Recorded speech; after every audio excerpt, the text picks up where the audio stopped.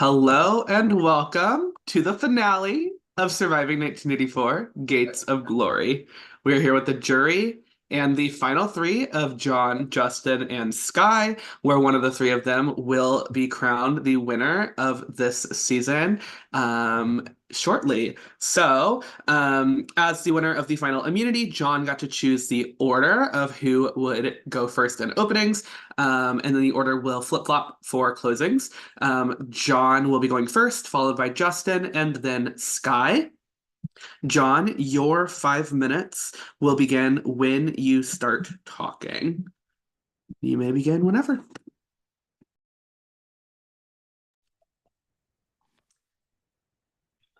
Okay, I'll get into it. I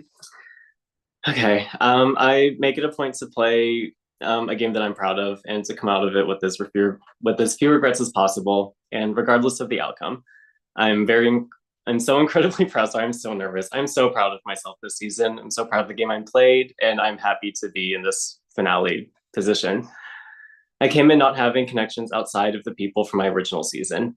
And I wasn't even sure how we'd all get along, considering that our season was the freshest and we had all blindsided each other at one point or another.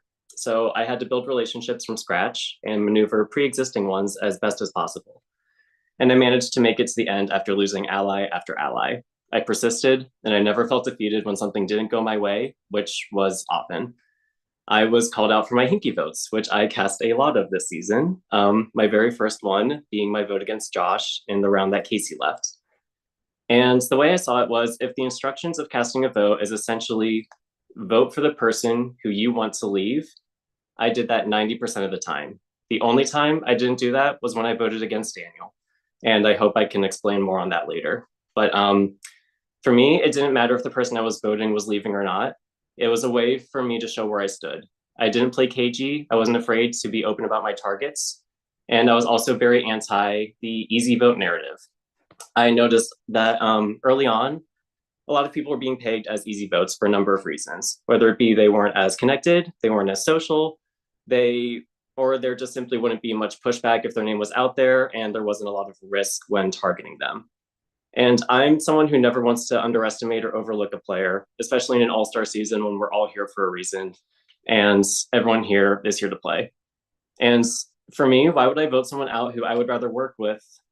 Why would I vote someone out who I would rather work with over someone who I'm not aligned to, someone who I don't intend to work with, someone who I'm not connected to? And instead, I would stand by those on the outs as much as possible. I aligned with Grace, and I tried to protect her by flipping the vote off of her and onto Curtis or JP. And that round, idols and powers were flushed. And while I lost Josh and I lost Curtis's trust, I did gain the trust in others on the other tribe, who ended up protecting me the very next round by voting out Curtis when I lost my vote. Grace became one of my top allies after that round, right alongside Jake S. And Grace was an incredible strategist. She kept info to herself, which was very rare in this cast. And it's me, myself included. I was loose lips. And it was why no one suspected her of having the other half idol. Giving Grace my half idol so that she could save herself not only flushed yet another idol, but it forced players who were voting her because it was the easy way to go, it forced them to scramble and show their cards. And that was exactly what I wanted to have happen that round. I wanted it to be a unanimous vote on Grace, turned a 3-3 split, and that is what happened. And that round, no one thought to throw a hinky vote just in case that she'd idled. And when the revote happened, a lot was revealed. Daniel was catching votes from people who he had claimed to be very close with that round. Brandon was unable to be there to defend himself. That round, I had thrown out Jake B's name to people on that tribe, and he didn't catch a single vote. So a lot more became clear to me with that. And with that, after that vote happened, I aligned with Amaya, who I shared everything with. I trusted Amaya with my whole heart, and working with her was one of the best experiences I had in this game. And we tried to flip it in a different direction. And through that, oh my God, sorry, this is so emotional.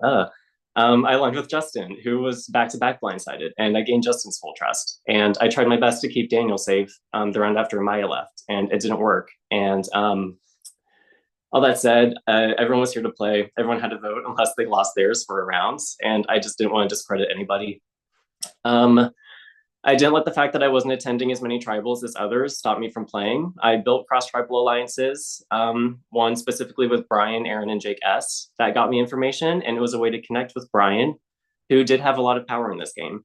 Aaron, who I was never on a tribe with, would give me key information about groups like Dave, Justin, Megan, and Brian, who were in a multitude of alliances with each other.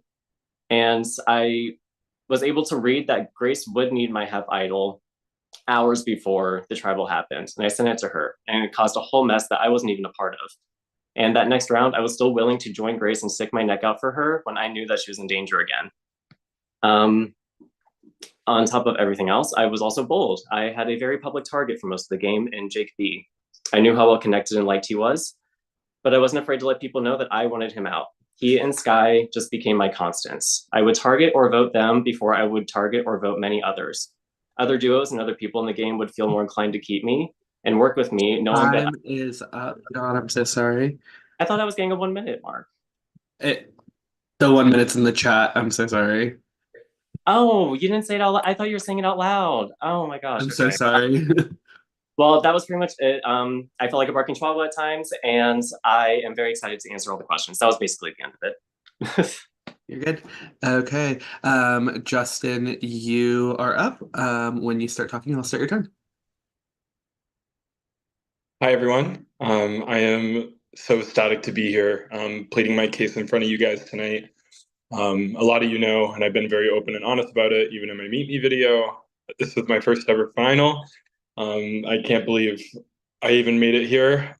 Even in an all-star season, especially in an all-star season, this cast was stacked. We had big players, people that were willing to make huge moves and play the fucking game. And to say that I came out on top and made it to the finale is a huge achievement in itself.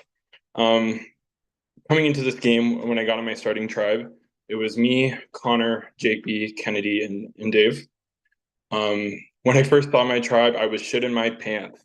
I was like, oh shit, as soon as I lose the challenge, I feel like I'm gonna go home first. And in All Stars seasons in the past, I feel like that's been a pretty strong narrative for me. So I knew that I instantly had to kick it into high gear and try to secure my spot on the tribe and try to make sure that I had my connections and I was feeling good moving forward. That's when I saw Connor, who I've had previous run-ins with, but we were never on the same side every time we played together. So I knew that was a connection I really had to work on to make sure that I would be able to move forward. Then there was Kennedy, who was just a delightful person who every time I talked to her, I just felt like I was on top of the world, and I really enjoyed her. Then there was Jake B, who I knew of, but I didn't really personally know. And he ended up becoming one of my favorite people, and I can't wait to explain more on that and our relationship, because I think that was a really big Jake B's relationship with me was probably one of the big reasons why a lot of things didn't go a lot of people's ways. And I think it upset a lot of people, but I'm more than excited to explain that. And then there was Dave. As soon as I talked to Dave, I was instantly nervous about him. He had me shit in my pants, sweating, and he made me so anxious, just so anxious. And my gut was just like, don't trust this man. Do not trust Dave. I don't know why, but just don't do it. Just don't trust him yet. Lo and behold, Dave ended up becoming one of my closest allies in this game. And without Dave and our close allegiance, I don't think I would have been able to do as well in pre-merge as I did. And with that, I appreciate Dave. So moving forward, our first vote was the Kennedy vote. I came into the game not caring if I caught votes, not caring if I voted in a minority. I just knew at the end of the day, I wanted to do what was best for my game. And whether it was putting myself out there and telling people that they can vote me in order to make it look like it wasn't like a planned thing, I was willing to do that. If it was to protect my allies, I was willing to do it. I was always going for the loyal route, and I just really wanted to do whatever I could to prove my loyalty to the people I really trusted. So when Kennedy asked to be voted out, she didn't want to make it look like she was quitting. So I was like, girl, vote me. I don't care. Like, la, la, la. I don't have to worry about the stress of like trying to go the whole game without getting a vote. So it instantly made me feel a little more comfortable. And then moving forward, we get to our first swap of the season. Amaya picks me to be on her tribe. That's where I got to reconnect with Dave. That's where I got to reconnect with Connor. That's where I ran into Megan, and a lot of my really important alliances that I had moving forward in this game. So if it wasn't for Amaya, I don't think, and me getting put on this tribe, I don't think I would have been in as good as a position I was in going through the pre-jury. I got really close with Dave and I got really close with Megan, and we ended up getting into a little chat with Brian and Aaron. And then we also had another thing on the side with Brandon, Connor, and I believe Brian. Oh my God, that 5 minutes goes by quick. I am very, very excited to explain when y'all ask questions. Um, I came into this game ready to just fucking fight. I said it in my intro video, and I was going to do whatever I could to get here, and I was going to feel good about myself no matter what I ended up doing at the end of the day. Um, I will gladly answer all your questions and be as truthful and honest and own everything, because that's just the type of person I am, and I'm very excited to explain myself in a lot of these situations, because I'm sure I left a lot of y'all like, what the hell is Justin doing? But I'm very excited to get this chance to even plead to y'all. Great ass season. Let's make this the great ass final too. Thank you, Justin. Sky, you're up. Your time will start when you start talking. Okay, so 5 minutes is not a lot, so I'm gonna try to get as much as I can. Coming into this game, I obviously know that I have a very big personality. Every single person in here knows that. So that was the one thing that I knew that I needed to tame down. There were a couple things that I was nervous about. One, because I know how I played in my season. Two, I was also on production the last 2 seasons. So obviously I watched most of you guys play, which kind of was nerve-wracking because I didn't know if you guys would target me because of that, because I did know your weaknesses, your strengths, things like that. I used it to my advantage. I already knew who I wanted to surround myself with. I knew who I wanted to work with, who I didn't want to work with, and who I wanted out. And I feel like the very first thing that kind of set my game up was the Josh vote. It was the vote that my allies essentially left me out of a vote and left me in the air pretty much. And instead of letting it take me down or use it, I used it to my advantage. I pretty much just said, you know what, I'm going to use this. I'm going to go back behind and I'm not going to be a loud player. I'm not going to stir up drama. And so I did that. I surrounded myself with Jake B. Obviously, he and I were super close. We were a duo. He was way more outward than I was. I surrounded myself with Brian and Jake S. because they were involved with a lot of different stuff. The one thing that I do want to point out as well is that I was never an outward target. There was never a time where people actively wanted me gone. I definitely worked on my communications with a lot of people and making sure that I was set with certain people. I know that with Daniel at the very beginning, I was super close with him because I was willing to give him my safety without power just to make sure that he was safe. And I think the other big thing that I wanted to point out too is the Aaron vote. Obviously, I will take 100% credit for that.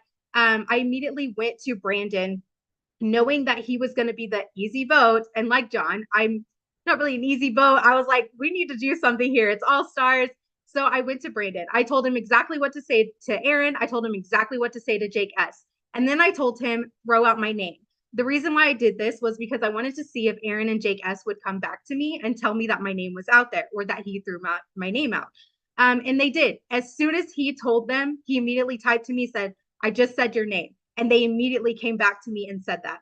A big reason why I wanted to do that as well is because I wanted to know if I had some kind of trust with Jake S, that if I did blindside him in that Aaron vote, that we would be able to have a little bit of leeway where I could be like, okay, let me explain why. And that's what I did. I went to Jake S immediately after that. And I said, look, you have you and Brian, me and Jake B. We need to come together. And that's what we did. Round 9, we created the foursome chat and we had our hands in literally everything. It might have seemed like it was them doing a lot of stuff, but I was doing a lot of behind the scenes stuff too. I was whispering in a lot of people's ears.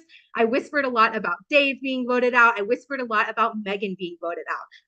And I was able to do that because of the way that I set myself up, because of the way that I surrounded myself. And I was in such a strong, locked 4-person alliance that we were communicating. We were talking to each other. We were on calls nonstop, just trying to figure things out.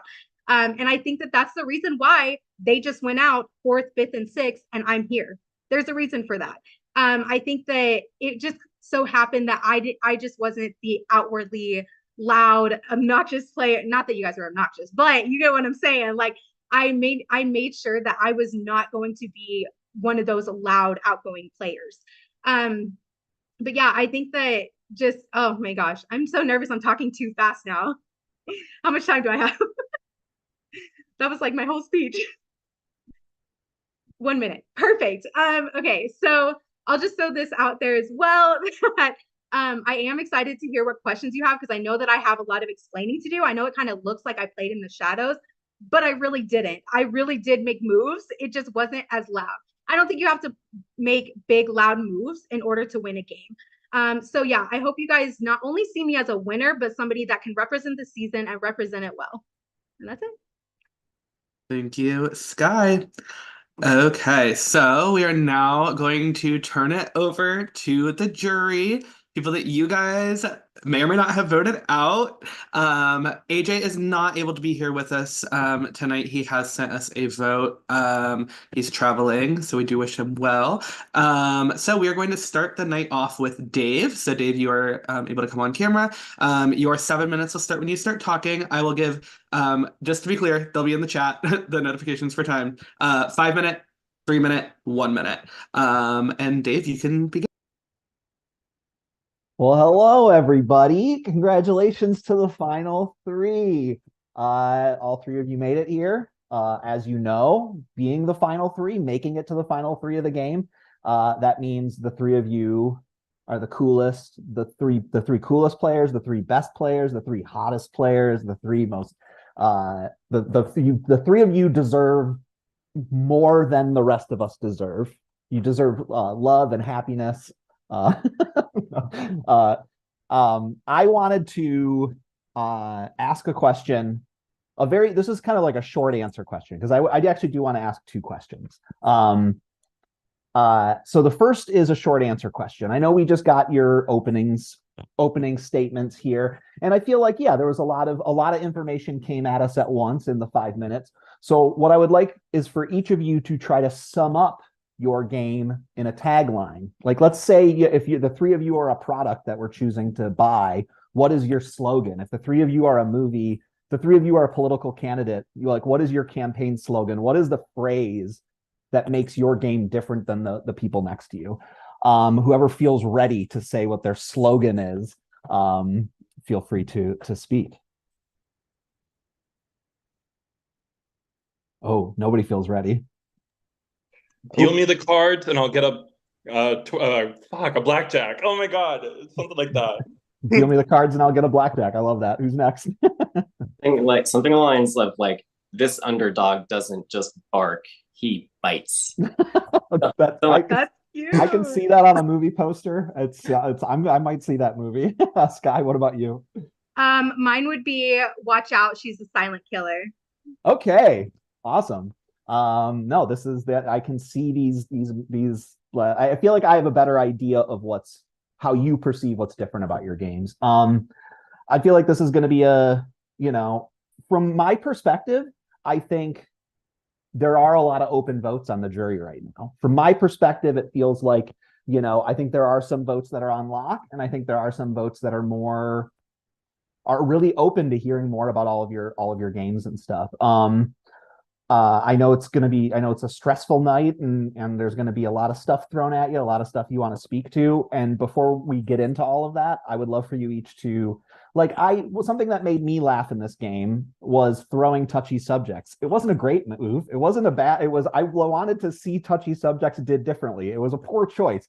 So this isn't a question of what was your best move or worst move. It doesn't have to be a move at all. What's a moment from this game that you think of fondly and had fun, something that made you laugh? Justin, go ahead. My favorite moment of the game was actually, ironically, was when you were sent home. Me, you, Megan, we're all sitting on call with Jake S., Brian, and John. And we were all just sitting on there practically just gaslighting each other, going, oh, no, we're going to do this. This is what we're going to do, this and that. And like the whole time we were like, so certain that like we were gonna pull off this huge blindside on Jake S. And then all of a sudden, like, you went home, and it was just like so funny to look back at it and just go like, wow, we just Yeah, completely just gaslit each other. that was an interesting time. I remember specifically reading John's body language and thinking to myself, something seems like it could be up, but I don't know if it's actually up. I don't know. Anyone else? John, what do you think? What was your favorite moment of the game?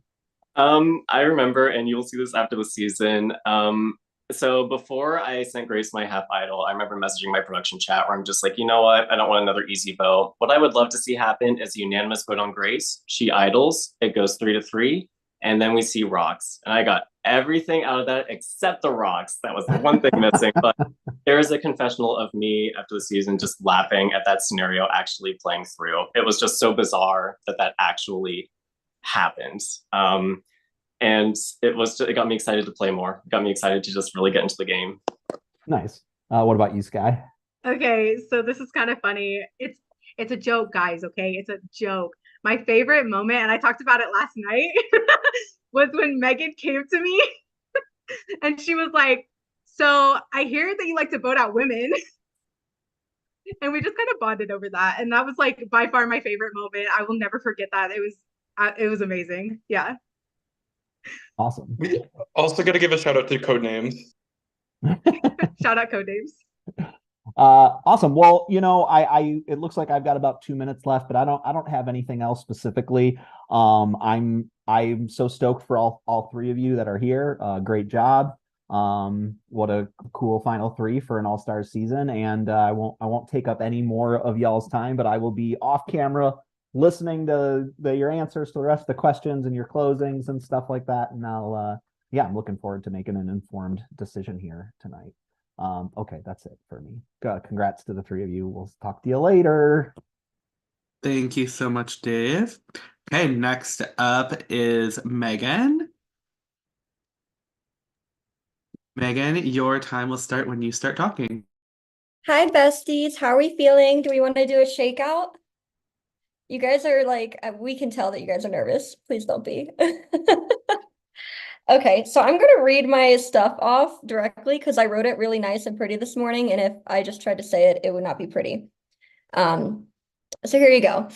When I'm a juror, I tend to really appreciate an under the radar strategic game where someone can position themselves well, avoid becoming a target, and just generally stay in the know of what's going on in the game. I also know a game like that can be fairly hidden from others, and so some jurors might struggle to see those pieces. So I have a two-part question for all three of you. First, can you tell me what parts of your game you think fit those aspects that I said I like? And then also, can you tell me one specific thing about your game that might be hidden from the jurors that you really want them to see? So I'll go alphabetically. So I'll start with John, if you're okay to go.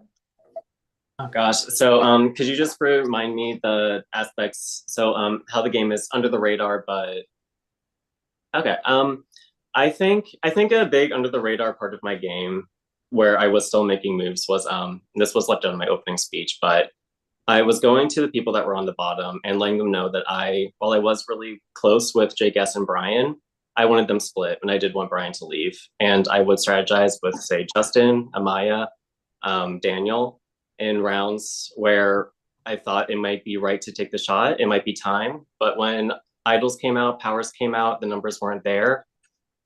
I told myself I wouldn't do it unless it was guaranteed it was going to happen. And I didn't want to betray Brian's trust, knowing that he would still remain in the game because he had a lot of power. And I wanted to keep that trust with him up until the end in that Final Four immunity when I knew that that was the final time when I could prove to the people that I had told that I would vote that way, that I would. So I think that was something that I tried to keep more hidden. That was more of a less public thing than me being not anti, but throwing out Jake B and Sky's name. I tried to keep that and trust people with that information. Awesome. Justin? A big part of when I ended up doing the under radar game, I feel like, is right after you got voted out, sadly.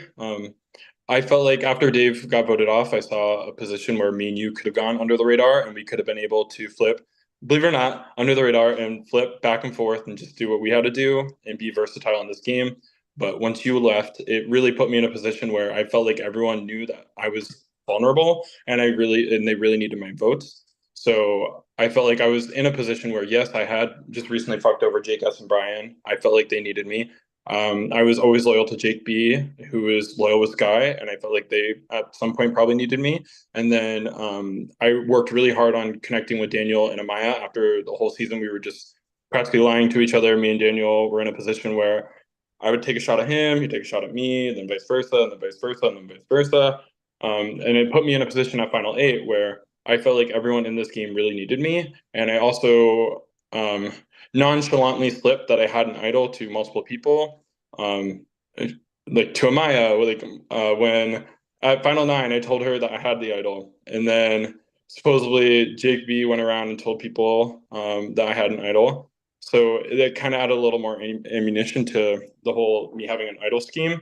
I made Brian know that I was like telling Amaya that I had an idol, it's not. And then I nonchalantly slipped it to Jake S. And like it really put me in a position where everyone needed me and they were potentially scared to touch me because of my idol. So I was able to kind of just sneak my way and work in between all the duos and whoever was left and try to position myself so I can get to where I'm at right now. Awesome. Thank you. And Sky? Hi.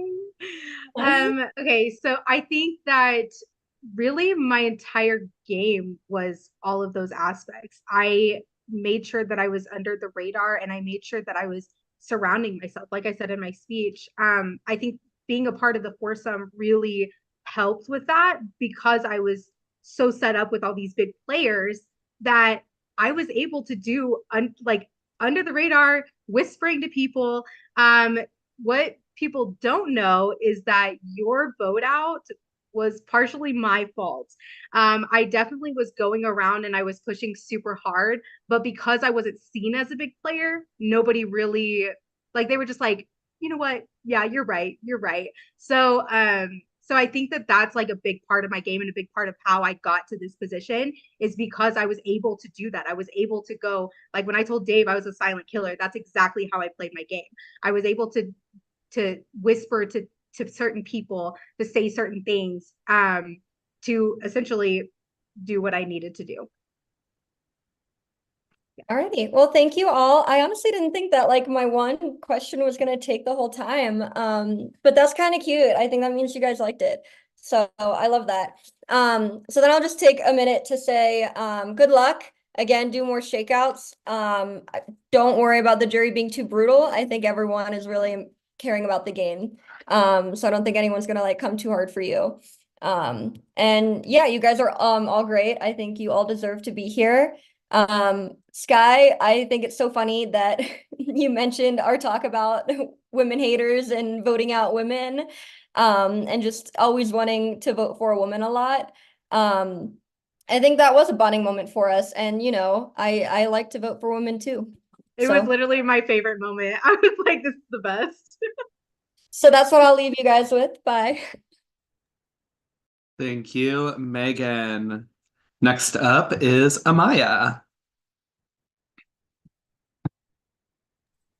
Amaya, your time will start when you start talking.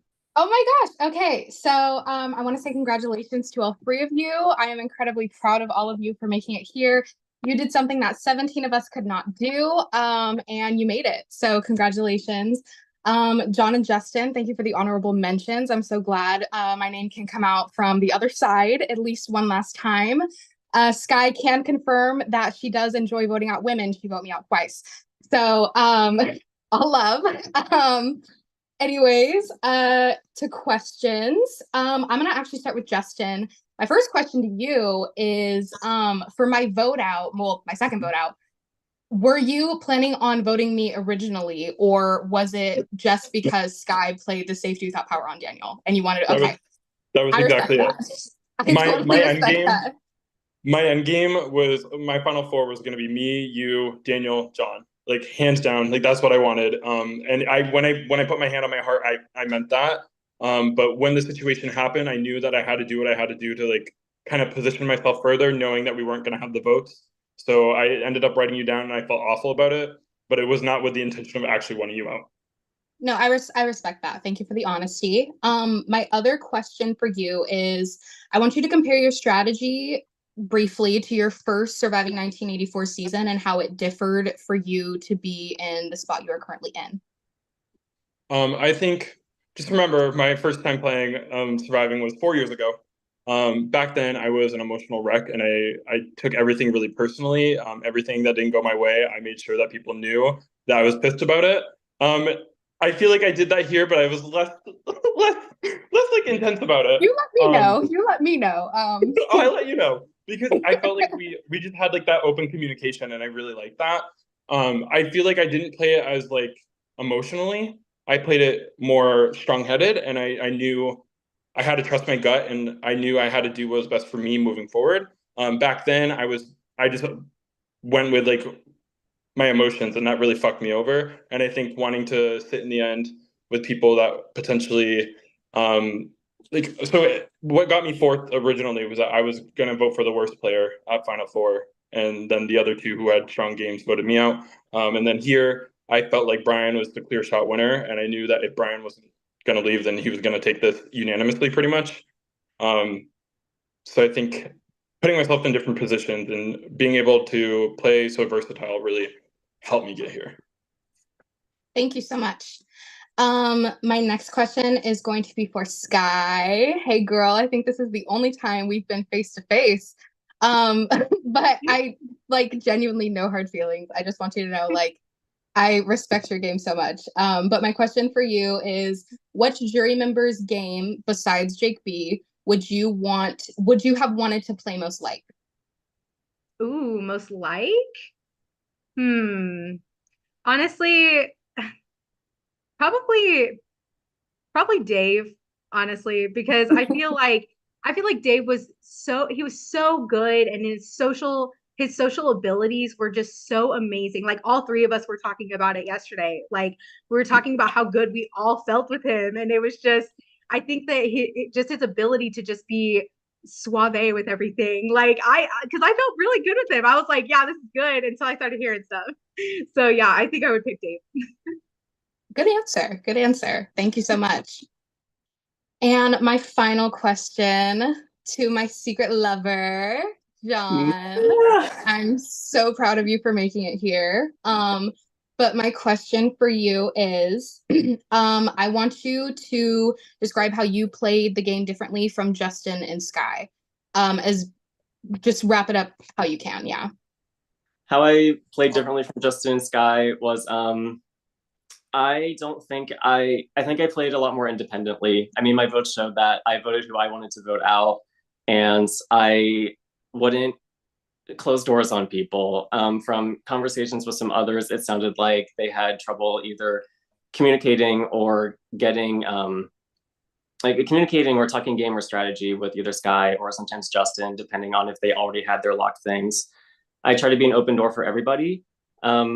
As much as possible. I know that I'm sure Sky and Jake B feel otherwise in that regard. But in terms of anyone who wanted to work with me, talk strategy, I was open to it. I was willing to, even Jake B and Sky, I was willing to keep that door open and talk. And if it was in my best game interest to keep someone around who I may have voted out the round prior, I was open to doing it. I tried to just be fluid. I think that's the best way I can put it in my scattered little brain of mine. Thank you so much. Once again, congratulations to all three of you. Y'all are killing these questions. And genuinely, all three of you are threats in your own right. You made it here and you're giving it your all. And I have so much respect. So good luck to all of you. Thank you, Amaya. Okay, next up is Daniel. Daniel, your time will start when you start talking. Hey guys, so proud of all three of you. You guys all did a great job. You're there, none of us are not, or the rest of us are not. So you all did something right, whereas something didn't go right with our games. I'm like a little nervous myself right now. I don't know. Okay, so let's start with I'm gonna ask you each a question. Okay, I'm gonna try to like speak. Okay.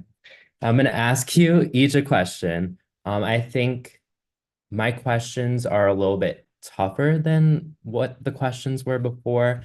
My idea going into this was I wanted to ask questions that I think are a little bit harder, but they're in good faith. I just want to get some answers on things that I saw personally within the game. So let's start with John. John, I really enjoyed connecting with you, especially in the later stages of the game. We got to play a lot of it together. In your opening, you mentioned that your plan to save me didn't work. Why do you believe it didn't work? And do you think there were ways to make it work that you didn't get Yeah. to? Yes, this was the one I really wanted to just be able to explain to you. When I came to you and Justin during that vote and I said, do you guys think we can vote Brian? I meant it. I would have been completely down for it. I went into more survival mode as that round went on. When we learned that Sky and Jake B had an extra vote and they were pushing my name, I was nervous that I would even just catch their 3 votes. And I didn't want to risk a scenario where I would be put into a tie if it was, say, 3 votes on me, 3 votes on someone else. And when Justin and I did hop on that call with Brian and Jake S, I was pushing Jake B hard. I was like, if he has an idol, just vote him out. He won't play this round. He'll save it for the next round. Like, why are we voting Daniel? Why the hell can we not? And that's when I had been suspecting the foursome alliance of the 2 duos keeping each other together. And the last thing I wanted was for him to pick off the 3 of us because it was easy. And that's when I was frustrated. I was frustrated that they weren't budging. And I pushed so hard for it. But then when it came down and they were just voting you, and I still didn't necessarily know what Jake B and Sky were doing. And in that moment, I didn't know if Justin was going to flip either. That was just, and in the moment, I wanted to beat my original placement. I wanted to survive to see the next vote without ruffling as many feathers. And I felt like shit. I was rolling my eyes so hard when that vote came out because I saw in that moment that we could have done it. We could have voted Jake B. I didn't have to put my vote on you. It was me rolling my eyes at the whole scenario. I was mad at myself for that. So I do apologize to you for that moment. Thank you. We'll go to Justin next. I had a question for you, but I'm gonna ask a different question actually because you brought something up in your opening that kind of touches on what I was gonna ask. So I know like throughout our game, we kind of had like a flippy flop relationship, I guess is a good way to describe it. We both knew we weren't on the same sides of the vote pretty much every time except for a handful of votes. Yeah. You mentioned that you took the loyal route in this game. So I want to know who would you consider your people to be in the game? Did that change throughout the game? If you could just explain that. So I think it was obvious that like my big 2 were Dave and Megan, but I also really had a really good connection with Jake B. I know Jake B was someone I really wanted to go all the way with and someone I was willing to sit next to even as a winner. I felt good with Brian, I felt good with Jake S. And as you saw that when we got to merge, that completely changed. I wanted to put myself in a position where I was in the middle while 2 people that like I truly loved, like 2 duos that I truly loved. There was Brian and there was Jake S, and then there was Jake B, and then there was Sky. I really wanted them to prioritize going after each other over me, Megan, and Dave. So a really big move that I tried to do. I tried to branch out to you and Amaya because I wanted to try to split up the idea of getting rid of one of the duos to kind of keep the narrative of like duo versus duo. So me and my trio could kind of go under the radar. And obviously like it didn't work. And then that really caused a commotion between like me with like how I felt about Jake B and then how like the vote went, and then also like me and Jake S and Brian, like we all kind of looked at each other like, okay, we kind of just both did the same thing to each other, but I don't want to cut you off, but I also want to make sure I have time for Sky's answer. that's fine. But I think I got a lot of your answer. Thank you. So Sky, my Hi. question to you, hey, my question to you is, I think after the Josh vote, I think we were about to like build a great relationship going into the merge. I think a lot of it kind of fell off, and it's probably for certain reasons, like you probably had other things going on in your game that I didn't know about. A lot of the times when we talked, you'd say things like, nobody talks to me, nobody tells me anything. I want to know, was that for strategic purposes? And why didn't you decide to like talk as much strategy at that point in the game?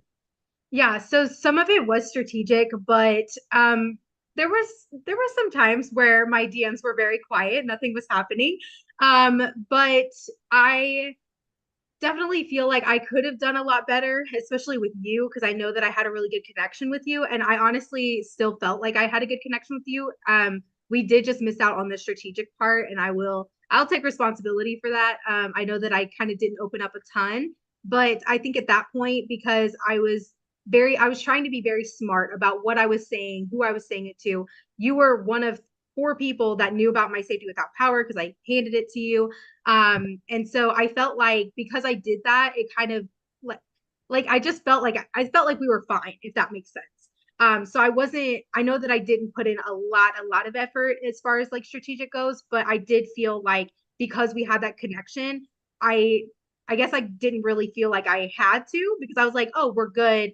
We can move forward. Like, we're not going to vote each other. We're going to ride with each other, things like that, if that makes sense. Well, well, thank you all. You're getting towards the end. Continue to make your points. Stay focused. You're almost there, but make sure you make the case for yourself. Thank you, Daniel. Okay, next up, Jake S. Jake, your time will start when you start talking. Okay, so I was like, okay, hey friends, how are you guys? I want to say congratulations. I love all of you so much. I have a few notes that I've taken down with my red pen because I want to make sure you guys give yourselves your best shot to win. So I just take my notes or do whatever. Justin, I think you should definitely talk about having the fake idol more and how you kind of use that to your advantage. And I think in closing speeches, you should definitely talk about the merge. I think your opening speech was a lot about Kennedy, who left the game more than a month ago, which none of us care about that. So I just talk about the merge because I do think that's where all of our like meat and everything is. I also think you should talk about how you rebounded after losing Dave and Megan, because I think that's a huge point for your game. And I think how you rebounded and got yourself here after literally like feeling and being defeated. I saw you, like how you did that would be huge, and the jury would love to hear that. Sky, I think you're doing everything great with your answers. I think you're using the meat shields thing perfect. I think you've been very good with your answers. I really have no notes on you. John, I think you should talk more about how you knew Justin's idol was fake. Because I think a lot of the jury agrees that you saw the bigger picture. You knew what was happening, even though you couldn't figure it out and do it. You saw what was happening and saw what needed to be done. You just couldn't execute it. I also think you should talk about how you won two very key competitions. You winning at Final Four stopped Brian from winning the game. You winning at Final Six stopped potentially you from going home, unless there's something else. I think you were always true to your word, and I think you made yourself available a lot of the time. It's not always making the moves, but in order to make a move, you need numbers, and you made yourself available to everyone who needed a number for you. So just keep that in mind. Questions wise, okay, where do I start? Ooh, okay, Sky, I'm gonna start with you. You told me I love you. By the way, this is like not me. Like I just want to know. I need an answer from this just so I can sleep at night. You told me all game, I'm a bitter juror. I'm a bitter juror. If you turn on me, fuck you. I'm a bitter juror. And then you turned on me. So I guess why shouldn't I be a bitter juror tonight? If you were saying that all game was that strategy, what's the vibe? No, it's not strategy. I really do tend to sometimes be a bitter juror. But I think it's because like obviously like we're close. So I was just kind of like some of it was just me like being me and just like joking. But I mean, I don't know. I don't know how to explain that. But I feel like we played a good game together. And while I did turn on you, it was kind of last minute. I'll put that out there. It was like, I kid you not, the minute before I had to get on this tribal, I was told to vote you out. And I was like freaking out because I was like, what is happening right now? So that I promise you, I was left out of that plan For again. sure. Thank you. I just wanted an answer just because, I just wanted an answer. Okay. Justin, my question for you, what was your biggest obstacle in the game and how did you overcome it? I think my biggest obstacle of the game was after losing Dave and Megan. A really big part for me was I relied on hiding behind them. I was able to work on my connection slowly while setting myself up for later situations, but also knowing that like I could make big moves behind the scene, try to push names, get connections I needed to like focus on. And once I lost them, it really put me in a vulnerable position. I really wanted to make sure that I had security with every single person, even if I had fucked them over or they had fucked me over. I made sure that everyone needed me. I set myself up to get here by making sure that I had protection by coming up with a fake idol and using that as a narrative that could push me further, and knowing that people would be afraid to touch me, but also knowing that they needed me as a number, and just making them feel safe with me and my idol really helped benefit them keeping me in the game, even though realistically I did not have that power to do so. For sure. Who was your number one connection that got you here? Like, who was the one person you leaned on to get here, if anyone? John. John, and why? I think connecting with John at Final 8 really, really like saved my ass. As much as I felt good with you and like I know we had our little moment, I did feel good with you and Brian, but I saw you two as a duo, and I knew you'd pick each other over me. Same with Jake B and Sky. I felt like they would pick each other. Then there was Daniel and Amaya, who were obviously a duo, and me and John were kind of just the last ones from our seasons, and we were just kind of just sitting there. And I think once we connected and really put our heads together, we were able to slide our way through. We split up duos, and we are sitting here together. Yeah, I actually agree with that. I think that was a great thing for both of you to do. Okay, John.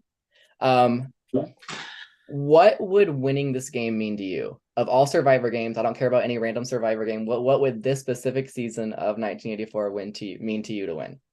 It would mean, why are you asking me the question that gets me emotional? I don't know. It would just mean, I don't know. I just came into this game with a lot to prove to myself, especially considering just, I don't know, the last All-Star game I played was like the most traumatic experience of my life. And I played 1984 right after that. And it kind of showed me that orgs can be fun. They don't have to be traumatic. I can actually have a good time playing them. But when I went into that season, I went in with a different mindset of just wanting to be, I wanted to be a villain. I wanted to just be chaotic. I wanted to be like no emotions. I spent all time crying that game. I just want to be, have fun and do whatever the fuck that game. And I didn't like hurting people. I didn't like hurting people like Aaron. I didn't like doing that. So coming into this game, I wanted to prove that I don't know. I think it's where I did stick my neck out for people who are on the bottom a lot, just because I had been in that position and I had been overlooked, and I don't know. So I want to prove a lot to myself. Yeah. All right. I had another question, but I'm probably not going to ask it. I think you guys are awesome. Definitely take what I said tips wise, because we want to hear about Justin's merge game. We want to hear about John's key comp wins and knowing information. And Sky, I think you're doing amazing. Keep it up. All right. Love all three of you. Good luck, guys. Thank you, Jake S. And now we have Jake B. The Jake better B. Jake is here. Do not worry. Just kidding. Time starts when you start talking. I didn't say that yet, but you're good. Oh, well, sorry. I love you all, even if John, we didn't talk that much, but I still love you from afar. I think you're all iconic in your own ways, and you've all done a great job of getting there. No one gets to the final three by chance. So you all have just done amazing. So props to you all, no matter what happens tonight.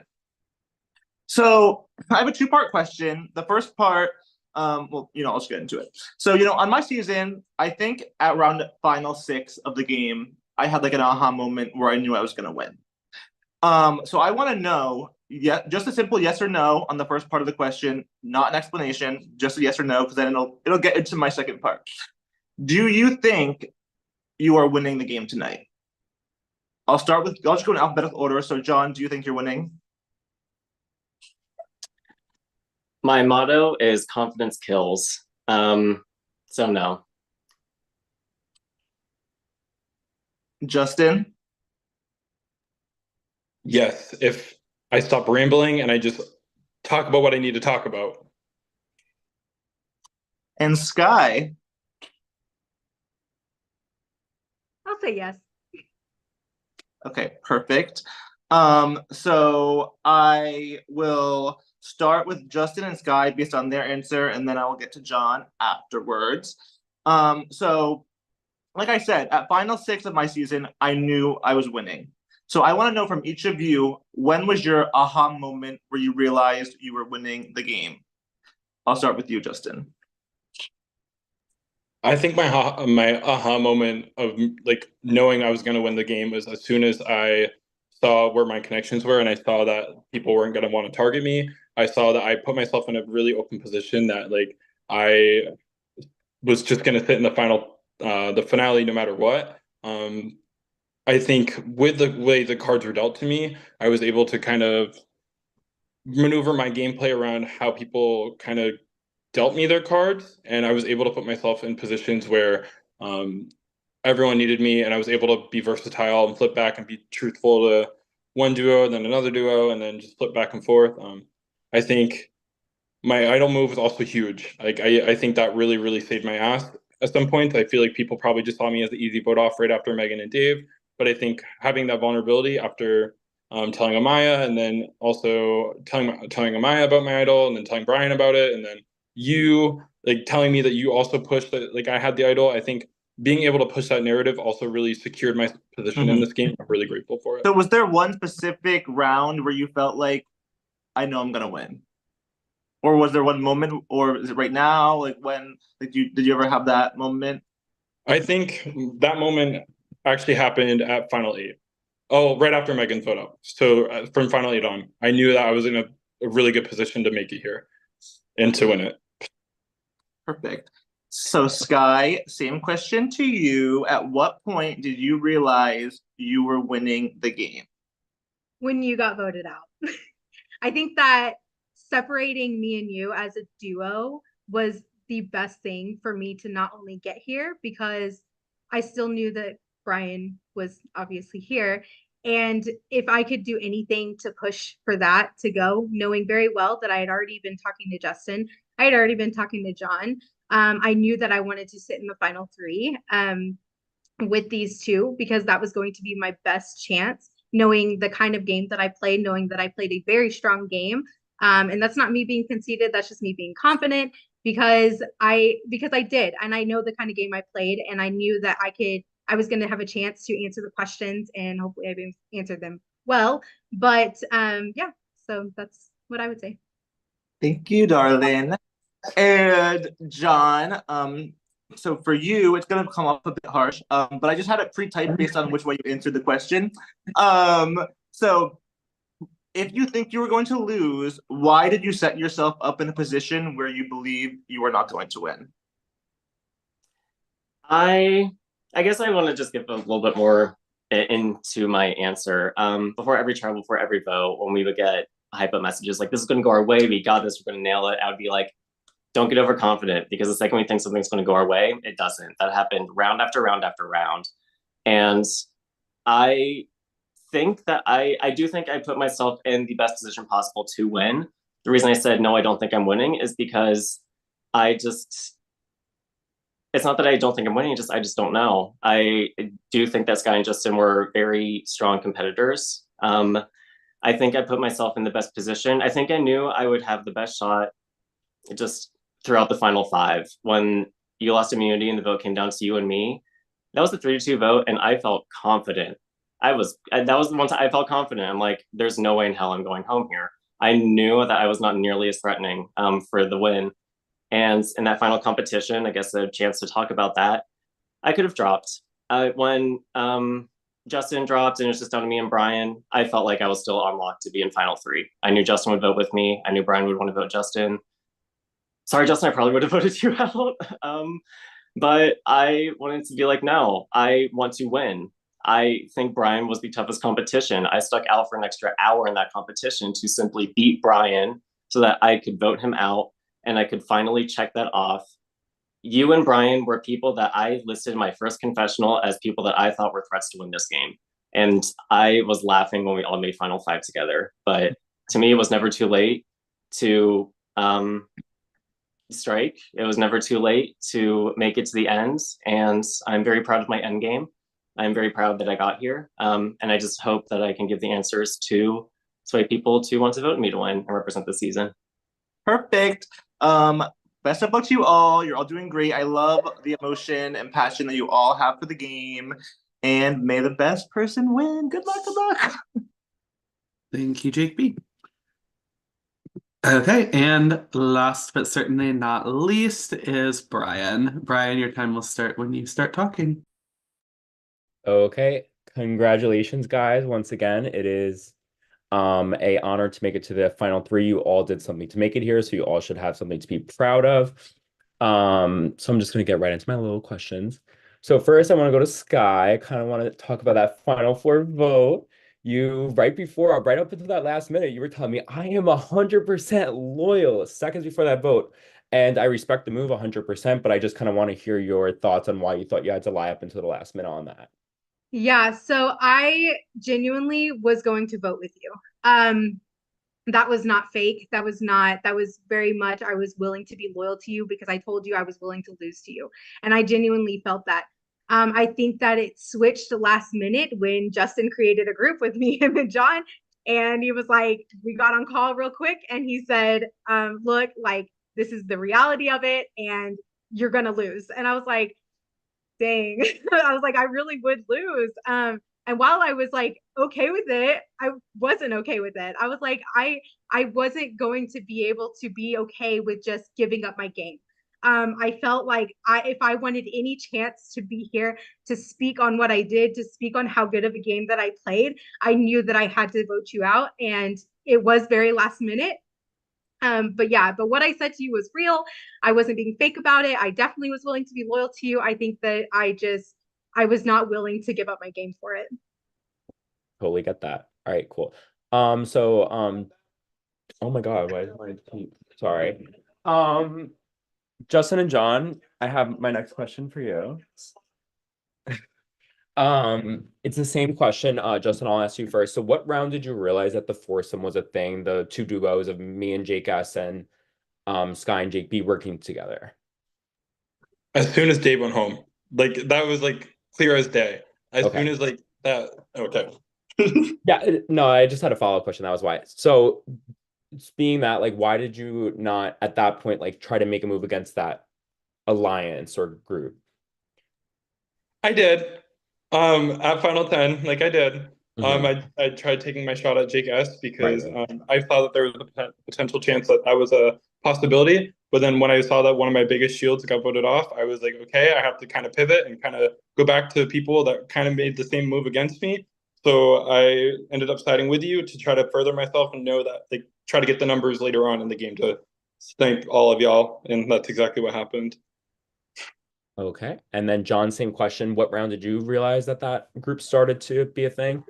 Megan, that was when I'm like, why on earth would two people that I was riding with that were my main allies completely leave me out of a vote? And I'm like, and just because of the people that voted out Megan, and then for you four to just consistently be voting out the next few people. And I would be testing it by continuing to just throw out Jake B and Sky. And when I got nothing from you or Jake S, other than the fear of if they're split, then we'll be split next. When I don't think I gave either of you reason to think that I would split you before I would split Jake B and then just go after Sky next, or vice versa.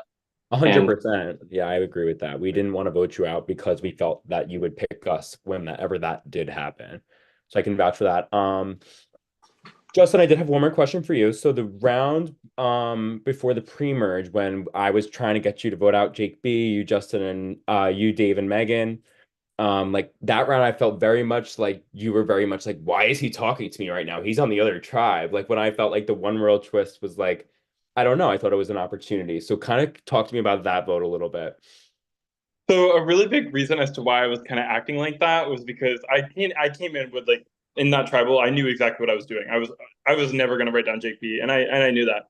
And I wanted to kind of push out there that like you were definitely working hard to try to get Jake B to get voted off. So I really wanted to push that narrative, like, oh, why is Brian like saying Jake B and pushing Jake B so hard? Like, I don't understand. Like, if you want to go to tribal, go to your own tribal. I really wanted to get like the narrative going that like you really wanted him out.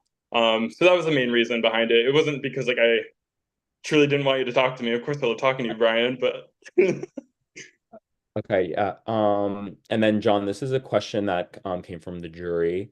They're asking why you don't have that much confidence in your game, and I guess kind of a follow-up to that is like, is there a moment that you can kind of take confidence in and say like you hustled to make this happen? I did. I am apologetic for not showing my confidence. I'm nervous and I want this really bad. So I think it's just coming off as being not confident. Could you read the question again? Sorry. Yeah, they were just like, can you think of like a moment in the game where you like confidently like made a stand, took a move, and like hustled for that to happen? Yeah, I was bold when I went to people that I had next to no game relationship with and told them that I wanted to target you. I would go to Justin and be like, I want Brian out. Like, I will tell you that right now. Like, that was key information. That got back to you, I would be dead because I was banking on you and Jake S for keeping me around because you both knew that I would go after Sky and Jake B before I'd go after you two. When everyone else was a little bit more in the middle, they had some relationships with you, they had some relationships with others. I was a lock. I was like, no, I will go with you guys against them. And I was bold. I took the chance in putting that trust in those people, and I think I gained their trust through that. And I do want to touch on just to take the opportunity. I think it could play into it.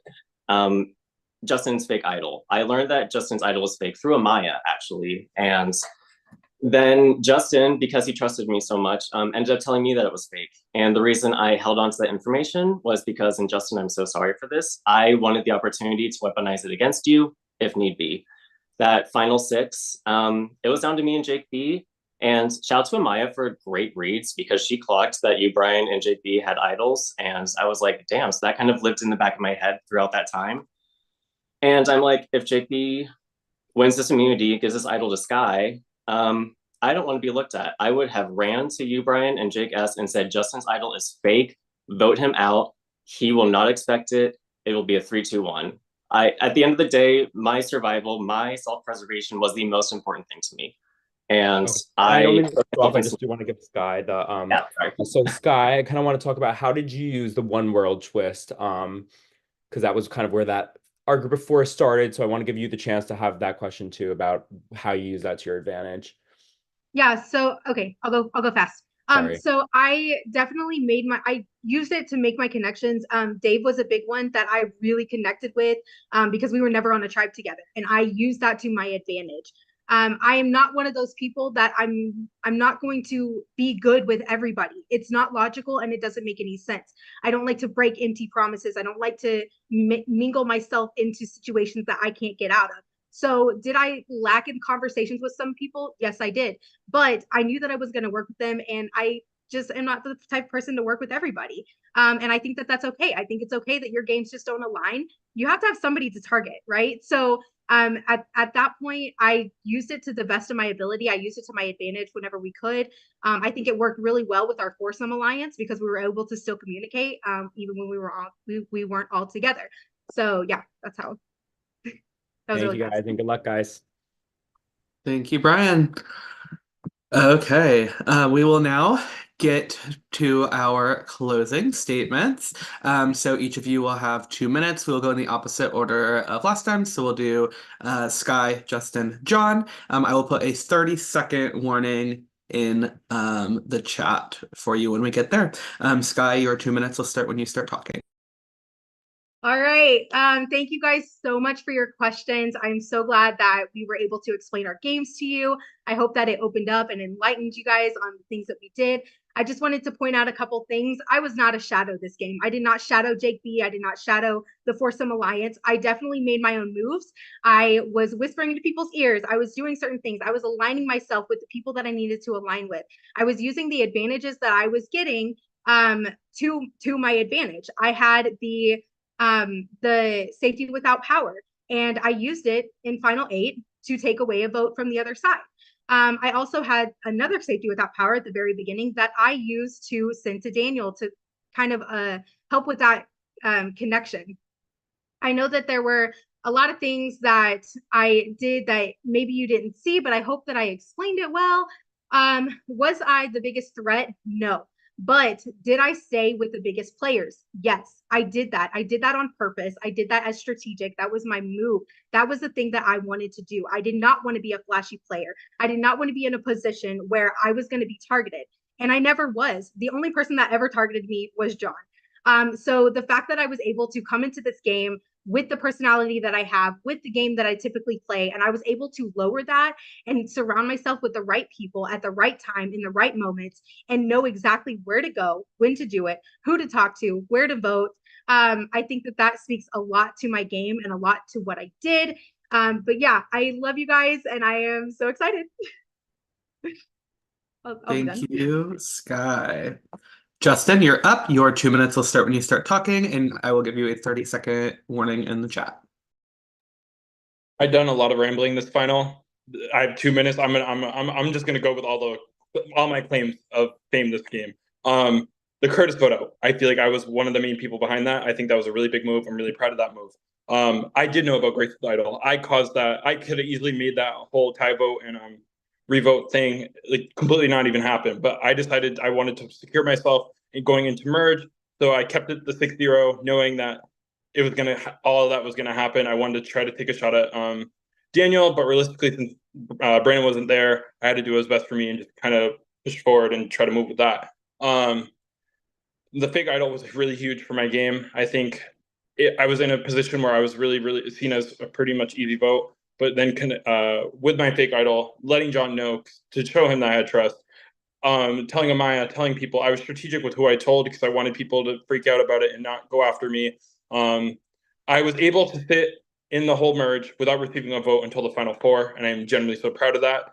I could have easily been picked off. People could have easily read that I didn't actually have the idol, but no one even wanted to test it. I gave it my all. I didn't give a shit if I voted a minority. I didn't care if I didn't get my way. I just knew that this whole game I was playing blackjack. Y'all were my dealers. Y'all dealt my cards, but I was always getting blackjacks at the end of the day. I am very, very proud to be sitting here next to you two. This has been a great honor. I am so grateful that I got to sit in my first org final 3, and especially in an all-stars cast. I feel like I played such a stellar game.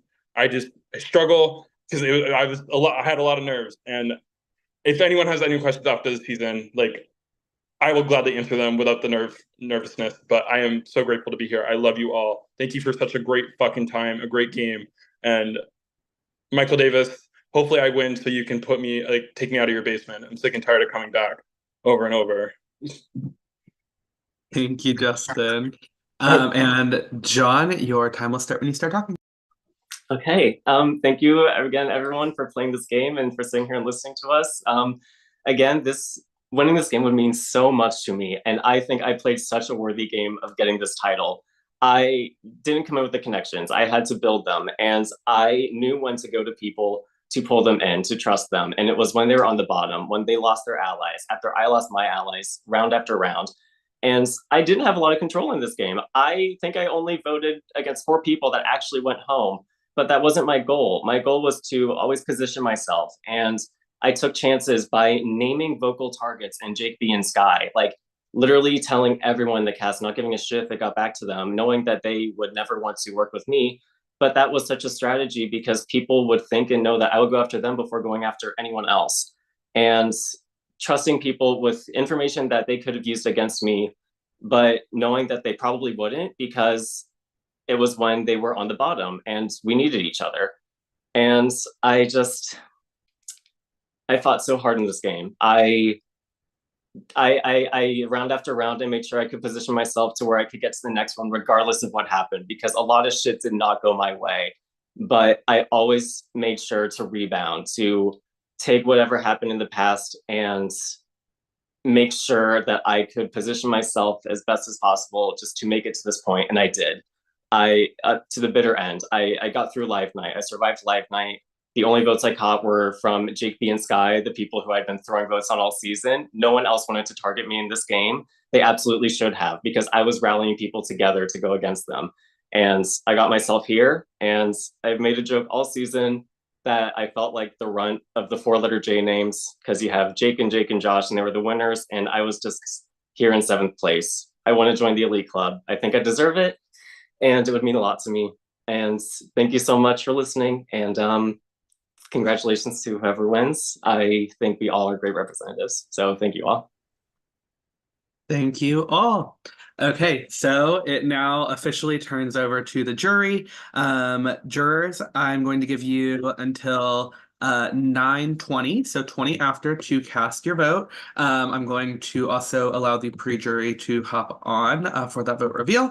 And then we will read the votes. Please, no talking for me during this time. I don't want anything influencing anything.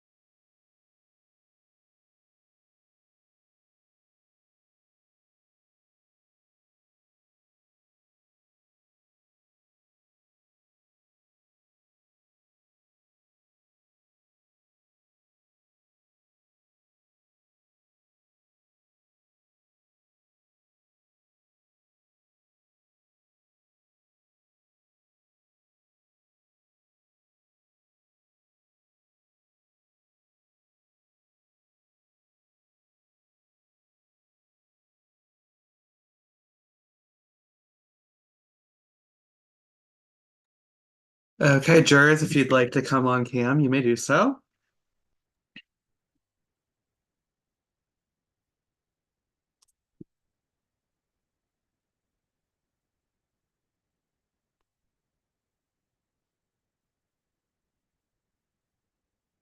Okay, I have the votes. These are votes for a winner. You want to see your name. So when I read the vote, Did you let in the they're peers? not here. There's nobody here. Okay. Okay. So you want to see your name? The person with the most votes will be the winner of the season. Here we go. First vote, Sky. Second vote, John. Third vote, Sky. Fourth vote, John. It's 2 votes Sky, 2 votes John. Fifth vote, John. Sixth vote, Sky. That's 3 votes John, 3 votes Sky. Seventh vote, Sky. That's 4 votes Sky, 3 votes John, 1 vote left. And the winner of Surviving 1984, Gates of Glory, Sky. Congratulations, Sky. You are the winner of Surviving 1984, Gates of Glory. What do you have to say? Oh my god. I don't even know what to. Thank you guys so much. Oh, I played so freaking hard. Like, y'all have no idea. I am so excited. Thank you. Okay. I don't know what else to say. Okay. So congratulations to you, Sky. I just closed my chart 1 second. I'm gonna tell you who voted what way. I don't know why I exited out of it.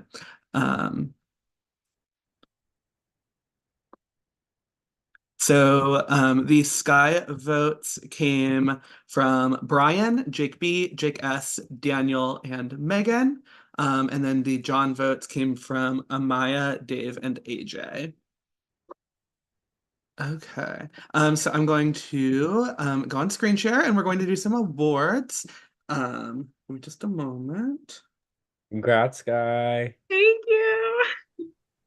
Good job, girl. Good job, my friend. Congrats. My Me vote and had the Jake are stars on iconic. it.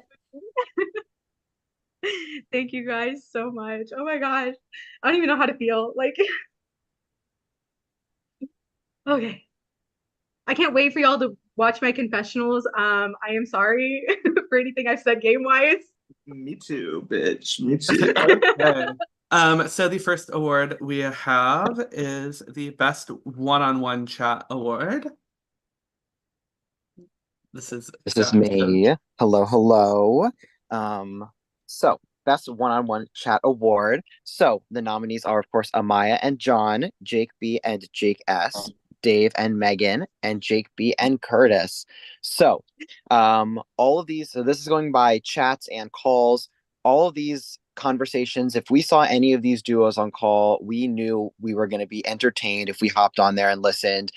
Jake B and Curtis had such similar senses of humor, always had us laughing if we were listening to their calls. Jake B and Jake S, it was so entertaining because more often than not, they were arguing rather than, laughing together. The screaming back and forth, the insults, it was a good time to watch. Megan and Dave, I personally, and I know the rest of Pride feels the same, we loved watching you two as a duo kind of grow throughout this game. You started off kind of a trio with Brian, then you became a trio with Justin, and then eventually, you two had your own little duo where you were very well aware that you two really needed each other, and the person who was in the trio with you wasn't necessarily as loyal to the group as you were at times. So it was always fun to watch you guys. But the winner of this award is Amaya and John, because their one-on-one chat was hilarious 24/7. Their phone calls at 2 a.m. were so funny. The voice messages back and forth, they were really the unseen duo of this game, and I personally was so sad that their time together ended so shortly. We did that, baby. Oh my God, be in tears from your voice memos. You We had like 5-minute voice memos. It was crazy. And I'd sit there and listen to all of them. So much love, baby. So much love.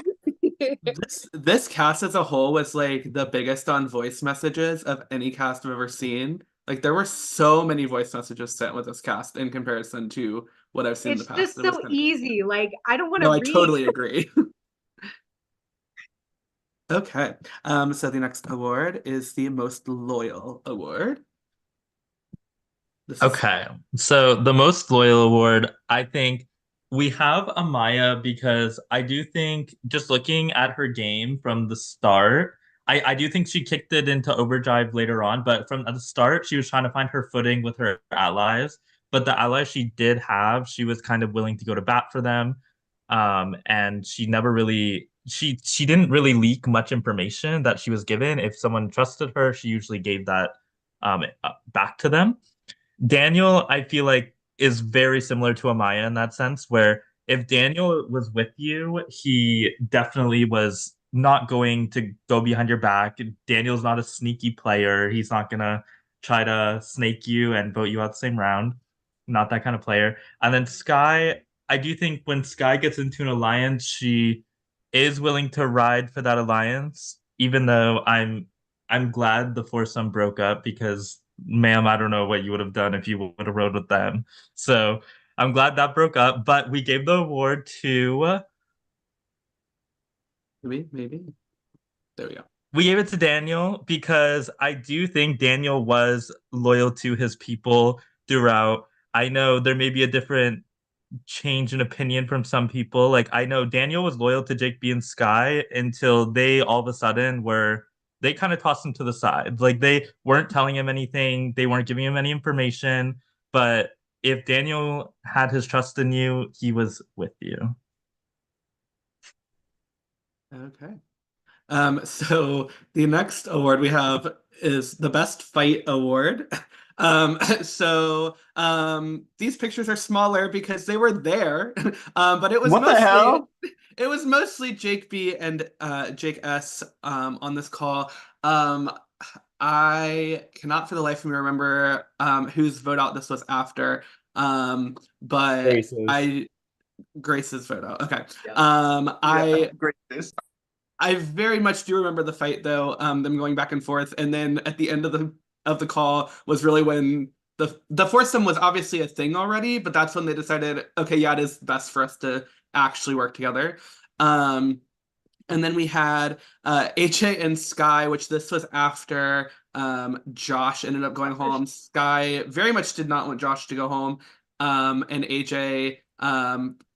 I think this is common knowledge by now. AJ gave the idol to Curtis to use to get Josh out, but Sky had left the call to go talk to somebody else. They made the choice to go for Josh instead of Grace, and Sky was not pleased with that decision.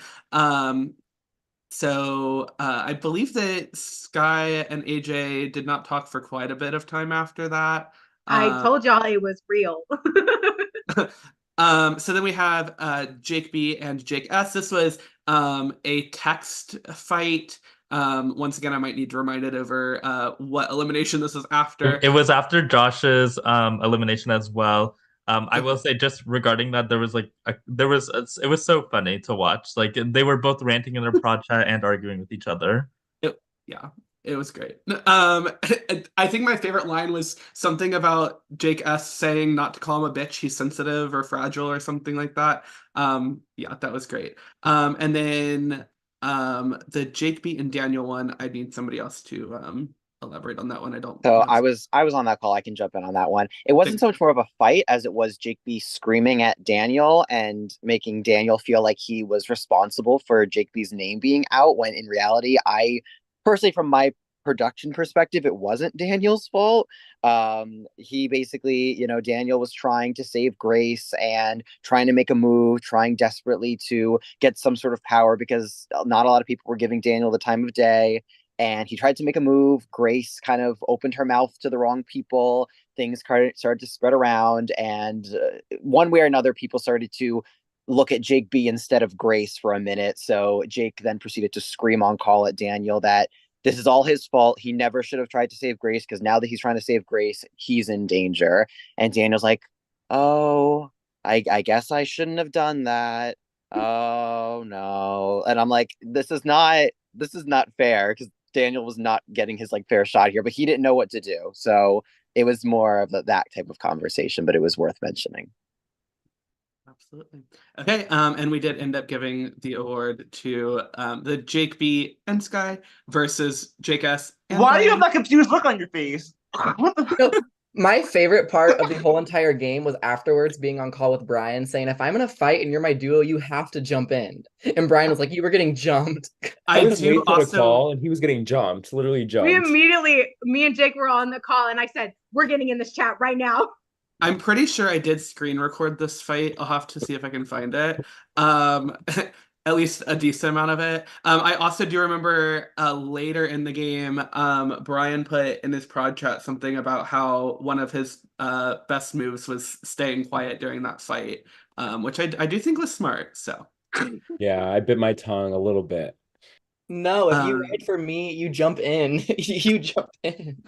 next up, our next award is the Robbed Preacher Award. Okay. So, um, the Robbed Preacher Award. So these three, I feel like were nominated. Brandon, I do think had he been there that night, I don't necessarily think he would have went home. I think at least one person would have went to bat for him, and I really don't think it would have been a unanimous decision. I think it was just unanimous because he was not there. It was easy for everyone to jump on the bandwagon to avoid rocks. Erin, I do think she was really set up in the game. Like, I do think she got a really bad tribe to be on. And I think had she been on any other tribe, any other situation, like, she would have been fine. I do think, like, personally, I do think everyone had eyes on Erin the entire time. Like, I don't really know how long she would have lasted, but for the time being, she was definitely set up. And then Josh, I think Josh was set up pretty well with his connections in the game. And it was just like a last minute flip, like literally with 1 minute to spare, the votes flipped onto Josh instead of Grace. And I don't think Josh would have went home had Jake not told Sky about the plan. So it probably should have been left under wraps. But we gave the most Rob Preacher to Josh because I really like he was really set up in this game. Like he had his allies, he had people to go back for him, but the idol, the extra vote, like he kind of got screwed over in that sense. I will also say in defense of Jake B, AJ, and Curtis, Sky, I do think that you left that call and they made the choice to flip it like within 60 seconds. So it was not obviously like a premeditated thing. I don't think, but obviously they could have messaged you. They could have. They could have, and they but didn't. but it was It's a fine. very last minute decision. Next up, we have the Robbed Juror Award. All right. So, robbed juror here. So, looking from left to right, we have Amaya, of course. So, Amaya, it was getting to the point at final eight. Had things gone the way of I guess, the counter side of John, Daniel, Justin, and Amaya, had things gone that way, from a production standpoint, there was very much so a world where Amaya could win this whole game because she was set up so well on her side. I don't think Daniel ever would have voted Amaya. I don't think John ever would have voted Amaya. Justin, I'm not too sure. And then had the other side just kind of gotten picked off one by one, there is clearly a world where Amaya makes it to the end. And I think hands down, Amaya would win in a final three situation if she presents her game to the jurors properly. So Amaya getting eighth place, especially due to a safety without power, never an easy situation.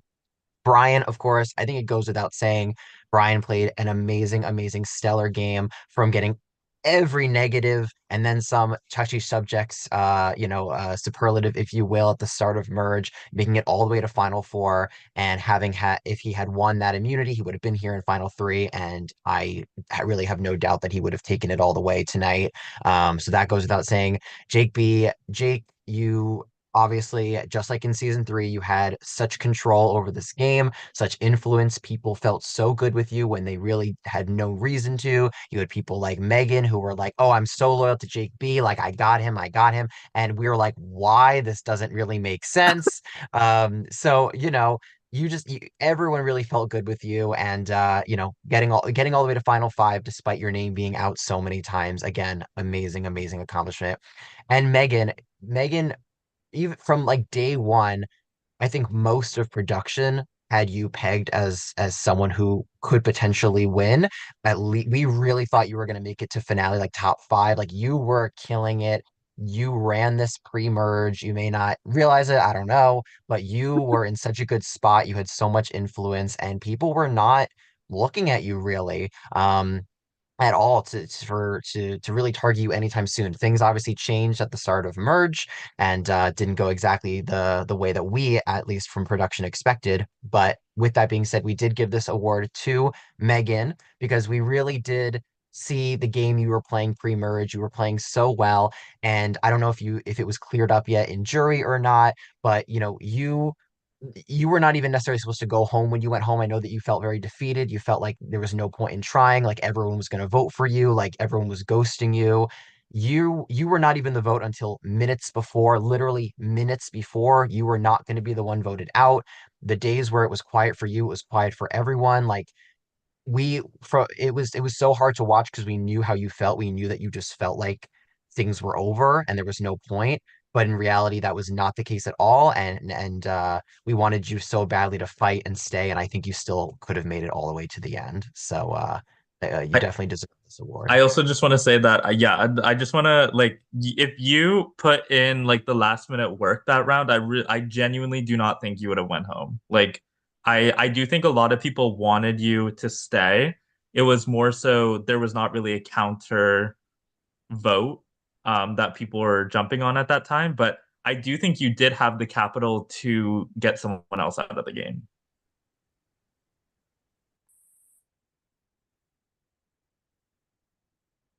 Okay.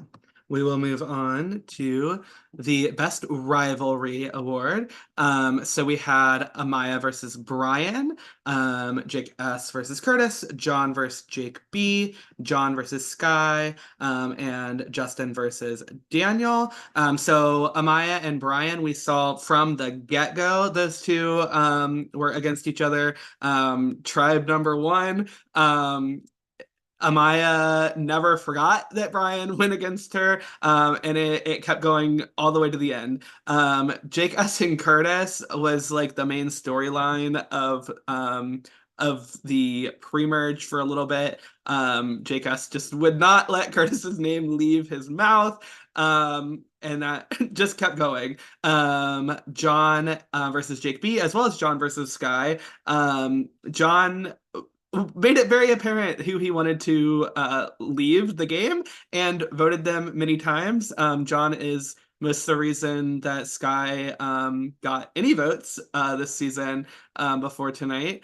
And then Justin versus Daniel was another interesting storyline where Justin originally, the first time Justin voted for Daniel was just because of pre-game things with Connor wanting to be loyal to Connor, but then it just kept being really easy for the two of them to continue to go at it.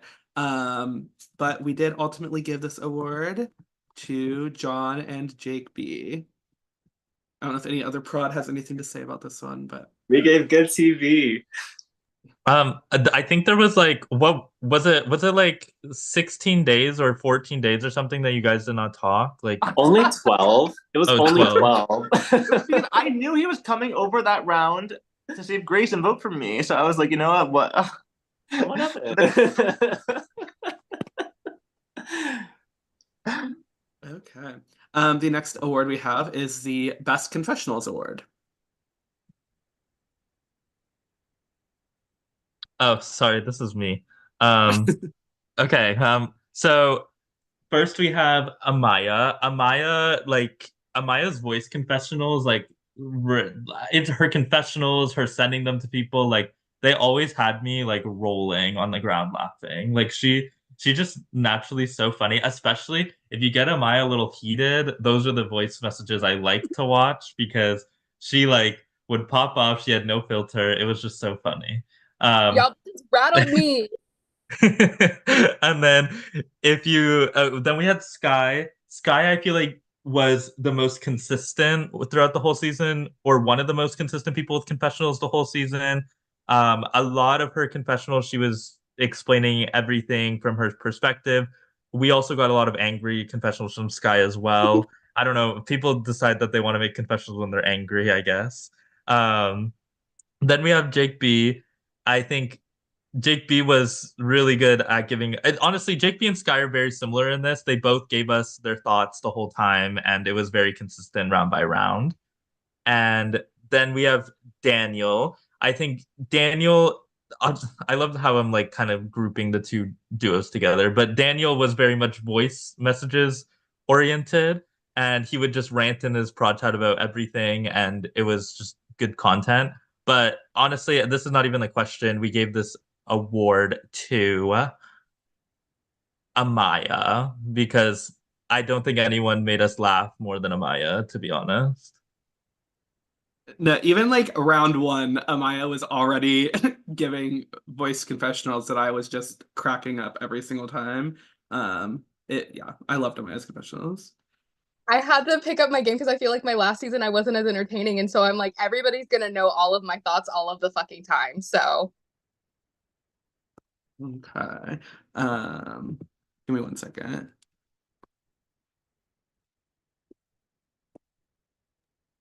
Goodbye. What happened? Okay. Yeah, all my confessionals were videos, and And me and Sky did record a duo confessional. we did. Dave, also, I'm sorry, I did say fuck you. I was very angry. I'm so sorry. All good. I'm excited to see. I think I said it twice. Okay, next up we have the Best Reads Award. I think this is also Tyler. It is me. So I will say, okay, I'm gonna kind of group John and Amaya in together in this one. I do think that John and Amaya knew exactly what was going on. Like their confessionals were spot on with the dynamics of the game. I don't think they had the capital to do anything, or they didn't have like they knew exactly what was going to happen. They just didn't do anything to prevent it. Some rounds I do think they had the capital to do it, but still just didn't jump on anything. But they did have good reads of what was going to happen. And then Jake B, I do think out of the foursome, Jake B had the best reads uh on the other side. I do think other like I will say all of them shared their thoughts with each other, but if like individually, I do think Jake had the best reads in that alliance. But we did give the award to John because I think John knew exactly what he was doing every round with his vote. Like he kind of just sat there and voted how he wanted, but it was because he knew exactly what was going to happen. It wasn't worth his energy to burn bridges or anything like that. So he knew exactly what was going to happen. He just didn't have the capital or didn't push that narrative to do anything about it. Sounds similar to like best reads 2 seasons in a row, baby. Ooh, listen to me, people. I'm right. Okay. The next award is for the worst move of the game. Alrighty, we have a little bit to unpack here. So, Dave voting out Brandon here. As we mentioned a little bit earlier, had Brandon been present, it would have been probably a different situation. However, letting Brandon go at that point when it could have been Daniel was definitely a misstep by basically everyone involved, but especially Dave, because Dave was the one who was the most lenient there in letting Brandon go. Meanwhile, basically right after Tribal Council, Daniel's in his prod chat saying, "Fuck Dave, fuck Megan, fuck these people who like he did not care. He had no loyalty in return for what they did by keeping him. So that move didn't really benefit that group of people. So that was an unfortunate move there. Um, Justin voting for Grace despite knowing about the idol, that was an interesting one because Justin found out seconds before tribal that Grace had the idol and that she was going to idol herself. And Justin had the complete potential to single-handedly vote out anyone there and just and no he could have gotten away with it as long as Grace kept his secret. Like he could have done whatever he wanted, and Justin did not. Justin voted Grace, and Brandon ended up going home. And if I am remembering correctly, I believe Justin was number 1 on Brandon's trust rankings. So that was not exactly something that was good for Justin. So Justin could have easily had his choice of what happened that round, and unfortunately didn't take advantage of the opportunity. Amaya not going back to gate 23. That was the idol. Amaya went there, didn't go to the gate because she was worried about losing her vote. And then the following round, didn't go back to it and sat on a call with Daniel as well as a separate call with John. And both times she said, maybe I should go back to 23 because who knows, maybe I should go back. And both times she talked herself out of it and said, no, I'm not going to do it because it's probably gone. Whatever's there is probably not there anymore. And I was on both of those calls, and it was unbearable to listen to not only Amaya not take advantage, but both Daniel and John were like, yeah, you probably shouldn't go there. Like, it's probably gone. I'm not going to. And there was a split second where Amaya said that she was like, you know what? Maybe I should go back. Maybe I will. And then 5 seconds later, you know what? No, just fuck it. I'm going to go to a different number. Like, so yes. So that's why the idol was never refound for the merge. Can I For the comment on that record, too? still Was sitting that my on call? gate 3. The idol is Uh, still in gate 23 if anybody wants to go search there tonight. I will say as well, it's not just Amaya not going back. I will say I thought, because it's no secret, the foursome had the game body brains of the cast, and they all knew Amaya went to gate 23, and they all knew Amaya got something. Like, you guys were talking about it. You guys were talking about it on a call, and none of you went back. Brian, I think that was the day you were gone, actually. So I I was think gonna say I would have maybe went not right Brian. away. Because Hold Brian on, was hold on. I have a question because Justin said he was gonna go to the gate Amaya went to. Justin thought of this. Justin said to me, "What if it's not the same Justin gate?" went back. I think Justin. Did he not know the right gate? So Justin was going to go back to the original gate that Amaya got the original merge idol, which was 25. Oh, okay. Y'all are Um, spreading ass cheeks and putting me on display. I cannot respect this. I can't. I will say just to throw this out there as well. Shout out to Brian for going to the same gate as some people that he didn't want to get things. That was a baller strategy. I really liked that. That was fun to watch. I was going to the same gate as Sky for a minute when we were on that swap tribe. Jake B too, yeah. I think the first one was Curtis. Curtis, yes. We'll get All back to the right, sword though. yeah, so moving on. So Dave throwing 2 challenges in one night. It definitely played a factor in people looking Dave's direction. People were already thinking along that lines that Dave was a big threat, very social, very connected, just very smart player. But when he threw 2 challenges back to back, it made people think that, wow, Dave must really feel like he's safe. He must really have a lot of people around him. We got to make a move maybe sooner than we even thought. So that was just an unfortunate, a misstep there. Um, Jake S leaking the Curtis plan to Sky. There's the argument to be made that I do think that in the long term it helped Jake S. Not that it was intentional, but I think that Josh leaving probably minimized the target on Jake S. However, in the moment, Jake trusting Sky with the plan to vote out Curtis, and then Sky immediately within seconds leaking that, leading to Josh going home, definitely was a misstep. I think in the long run, it actually helped Jake's game, but in the moment, it was definitely not a good move for Jake to trust Sky with that information.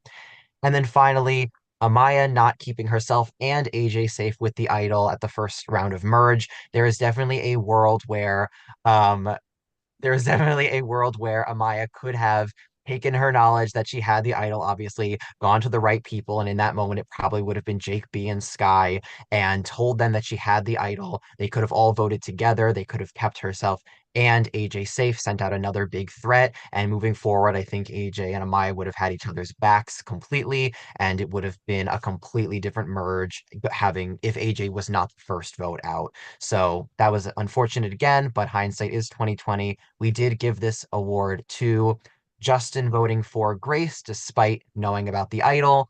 I mean, you have all the power in the world. No one knows you have the power.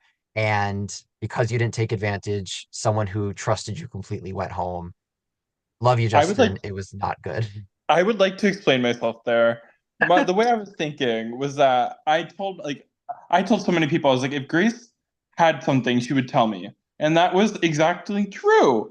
So I feel like people would have instantly thought it was me, and I felt like that would have put a bigger target on me going into the merge. I felt like had me and Grace actually came up with a plan, I think I would have went through with it. But it was just the last second that I was like, I want to make Oh, people believe I didn't speaking of know. which, Grace is here. Bring her in. Bring her in. Oh, I showed up in time. See this? You came to see the worst move.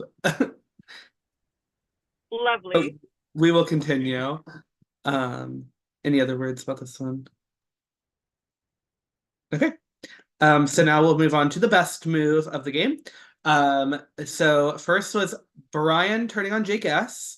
So I don't know how much has been discussed in jury, but Brian did know that Jake B had an idol, and did allow Jake S to go at the final six. And then Grace playing her idol. Obviously the idol was the half idol that John gave one half to Grace. Grace had found the other half. So Grace was able to use it to save herself. And then we had Justin's fake idol. Jake B does get some credit for this, but also Justin did the original time that this came out of Justin having an idol that he didn't really have was Justin telling Brian that he was going to go tell Amaya that he did not have, or that he had an idol. And then conveniently, Jake B also throws out that Justin has an idol. So all of those things connecting together, Justin was able to run with that. I do think that Jake B pushing that as well made it more sellable for sure. But Justin also had originally set it to Amaya. And then Sky taking Aaron out. Aaron was a very big player in this game, had a lot of connections.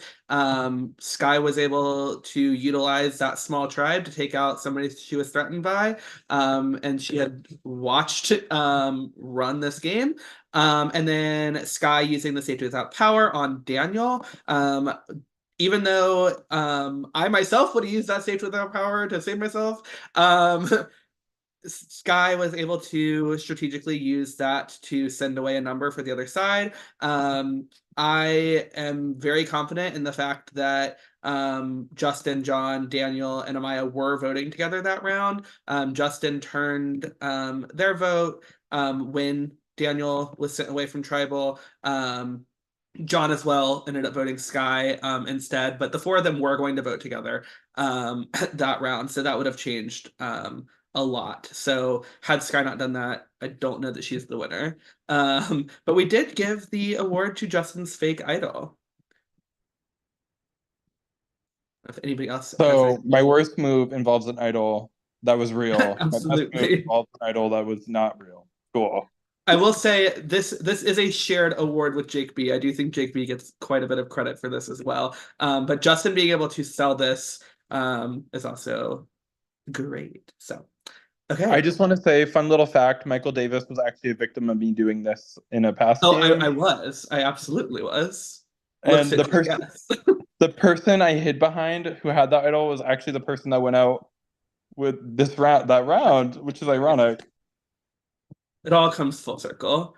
Okay, we will move on to the biggest blind side. Okay. So, biggest blindside award. Megan's vote off, I will say, it was a blindside to I want to say mainly to Justin. Justin like popped off after this. Justin was like telling everybody that they promised Megan absolutely everything, that she was not going home, and then she left, and Justin was very blindsided by this vote off. I think Megan also suspected it was coming. I don't think she knew it was coming, but correct me if I'm wrong.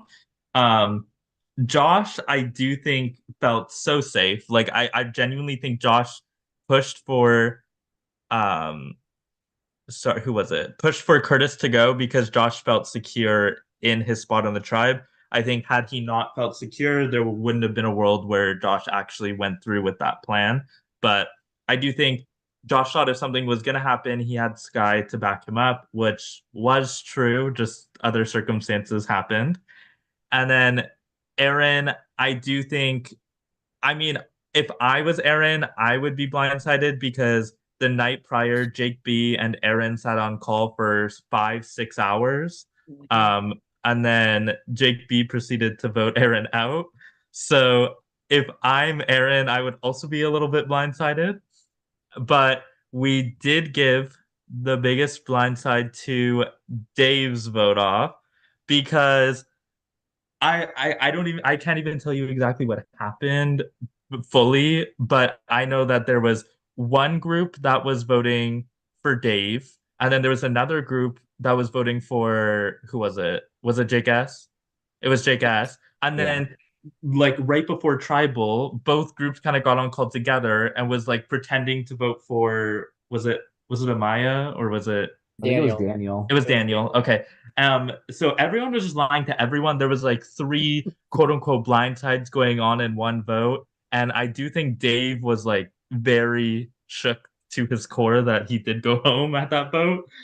I So wasn't expecting it. It was a great blindside. I was like, I don't know if you can see it in my face. I probably tried to hide it and just smiled and darted off the call as quick as possible. But like, yeah, I did not see that coming at all. it was such a fun round to watch. Like it just all like every call we were on, like we were talking in the prod chat, we're like, which call is real, which call is not real, because nobody's messaging each other. All these things are just happening on calls, and we're like, anything could happen. Because I do think the Dave vote, it wasn't always Dave. Like I do think that was decided last minute, or not last minute, but like toward the end there. Maybe I could be wrong. There was a lot to keep up with that round, but if I'm not mistaken, that is exactly what happened. I was so sad because this is the one round that I was like busy and not able to really pay attention to. And then I come back and they're like, oh, the biggest blindside happened. And I was like, oh, okay. Sounds good. Okay, we will move on to the Social Butterfly Award. Righty, social butterfly. So obviously it goes without saying these are the people who we felt were in the most pockets of the game, talking to different people, different alliances all over the place. So as we said, Megan, pre-merge, you were kind of all over the place, in good with almost everybody. Everyone spoke very highly of you. No one was really looking your direction, despite you very clearly from a prod standpoint having a lot of control and influence. Jake S, very similarly, you were kind of all over the place. You had a lot of different people who were looking out for you despite coming in as a winner. Yes, there were a number of winners, but there were certain people who were being looked at as winners, as great players such as Erin. People were really talking about how she's a winner, she just won, great threat, but they weren't doing the same for you. And you were able to really mitigate that threat level, and you had a lot of people in your corner. You were kind of, there was this narrative at the start of the game of, seasons 1 and 2 versus 3, 4, and 5. And you were one of those key players who was able to work with 1 and 2 and 3, 4, and 5. Like you kind of were good with everyone across the board for quite a while.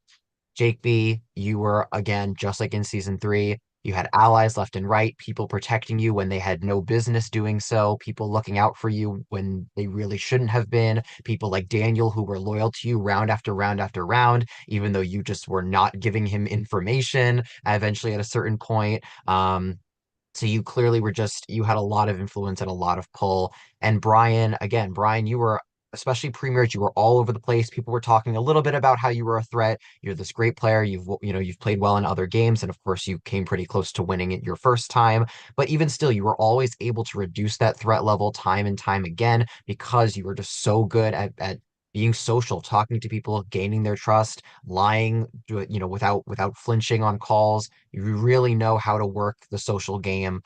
We did give this award at the end of the day to Jake B. We felt that he was just the most he was the most insulated for a really long time. And I think that's the difference between if you're looking at, let's say, him versus Brian. Brian had all eyes on him at all times, and he was able to reduce that threat level. Whereas Jake B, for a while, with the exception of maybe someone like John or Amaya, he really wasn't being looked at. And he had people again like Daniel and Megan who were protecting him for really no logical reason from a production standpoint. So that's Jake. Yeah, I will say that it was more so that like there were toward the end it got a little tricky there, but I think with the exception of the Grace vote, like no eyes are really on Jake other than people occasionally talking about how he's going to be a big player later, but nobody really did anything. And he kind of at the start of Merge, he kind of had the option to go wherever he wanted. Okay. We'll move on to the alliance of the season. So we have the Fabinators, which was Brian, Dave, and Megan. Playing it straight, which was Brian, Aaron, Jake S, and John. The three amigos of Dave, Justin, and Megan. And the foursome of Brian, Jake, and Sky. So we did end up giving this award to the foursome. The foursome was almost turned on at 8, but obviously Sky was able to use her Safe Without Power on Daniel to get the four of you past that round.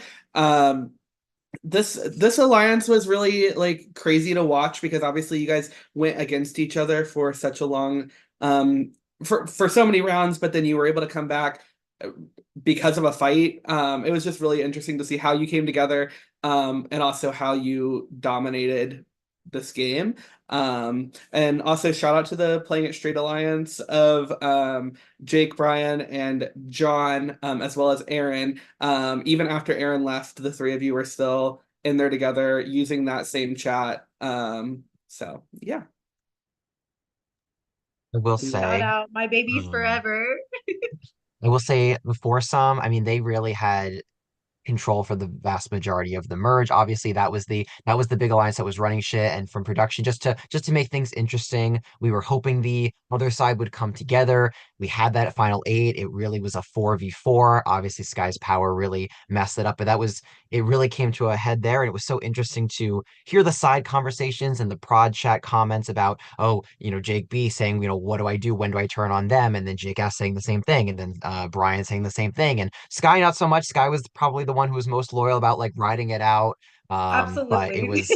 was it was interesting to watch and just kind of wait day after day for this alliance to implode. And they would sit on calls for hours every night, ignoring the other people. And I do think that was, I don't think that was the best, strategically, because there were a number of times where the foursome was all on call and they'd be like, oh, Daniel's messaging me, he wants to call. Amaya's messaging me, she wants to call. I'm just going to tell them I'm not around. I'm just going to tell them I'm sleeping or whatever. And I'm thinking, this doesn't, this isn't strategy. This doesn't make sense, but it all worked out in the end for Sky.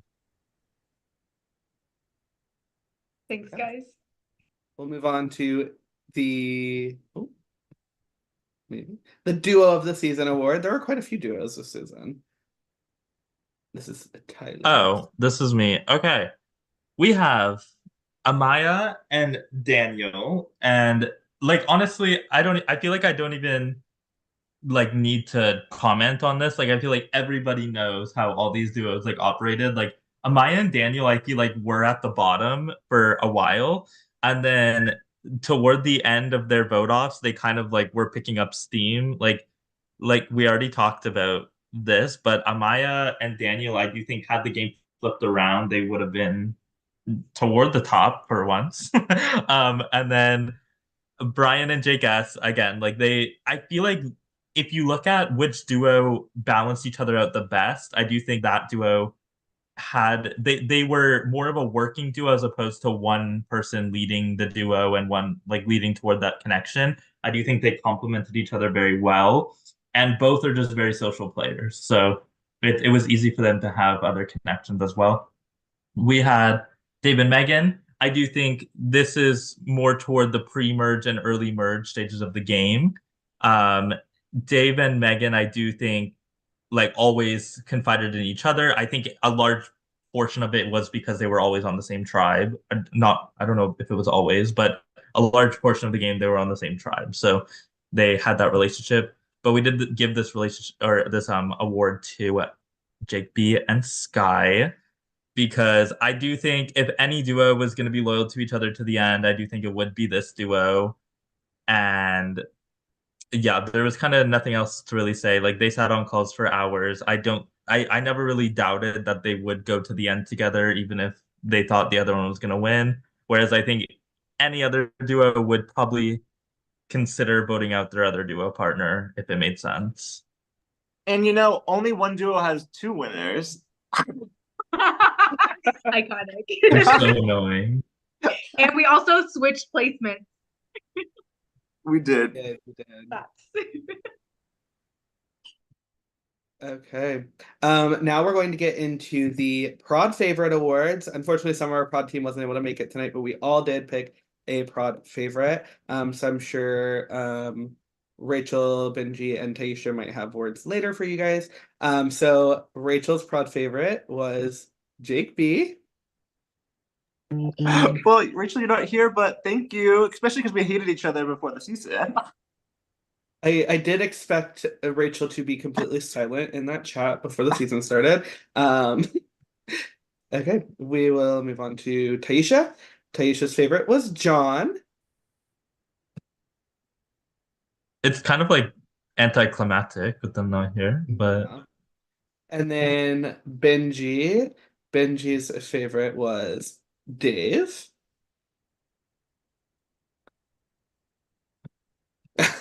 Dave's shocked face. He's just as blindsided as he was at his elimination.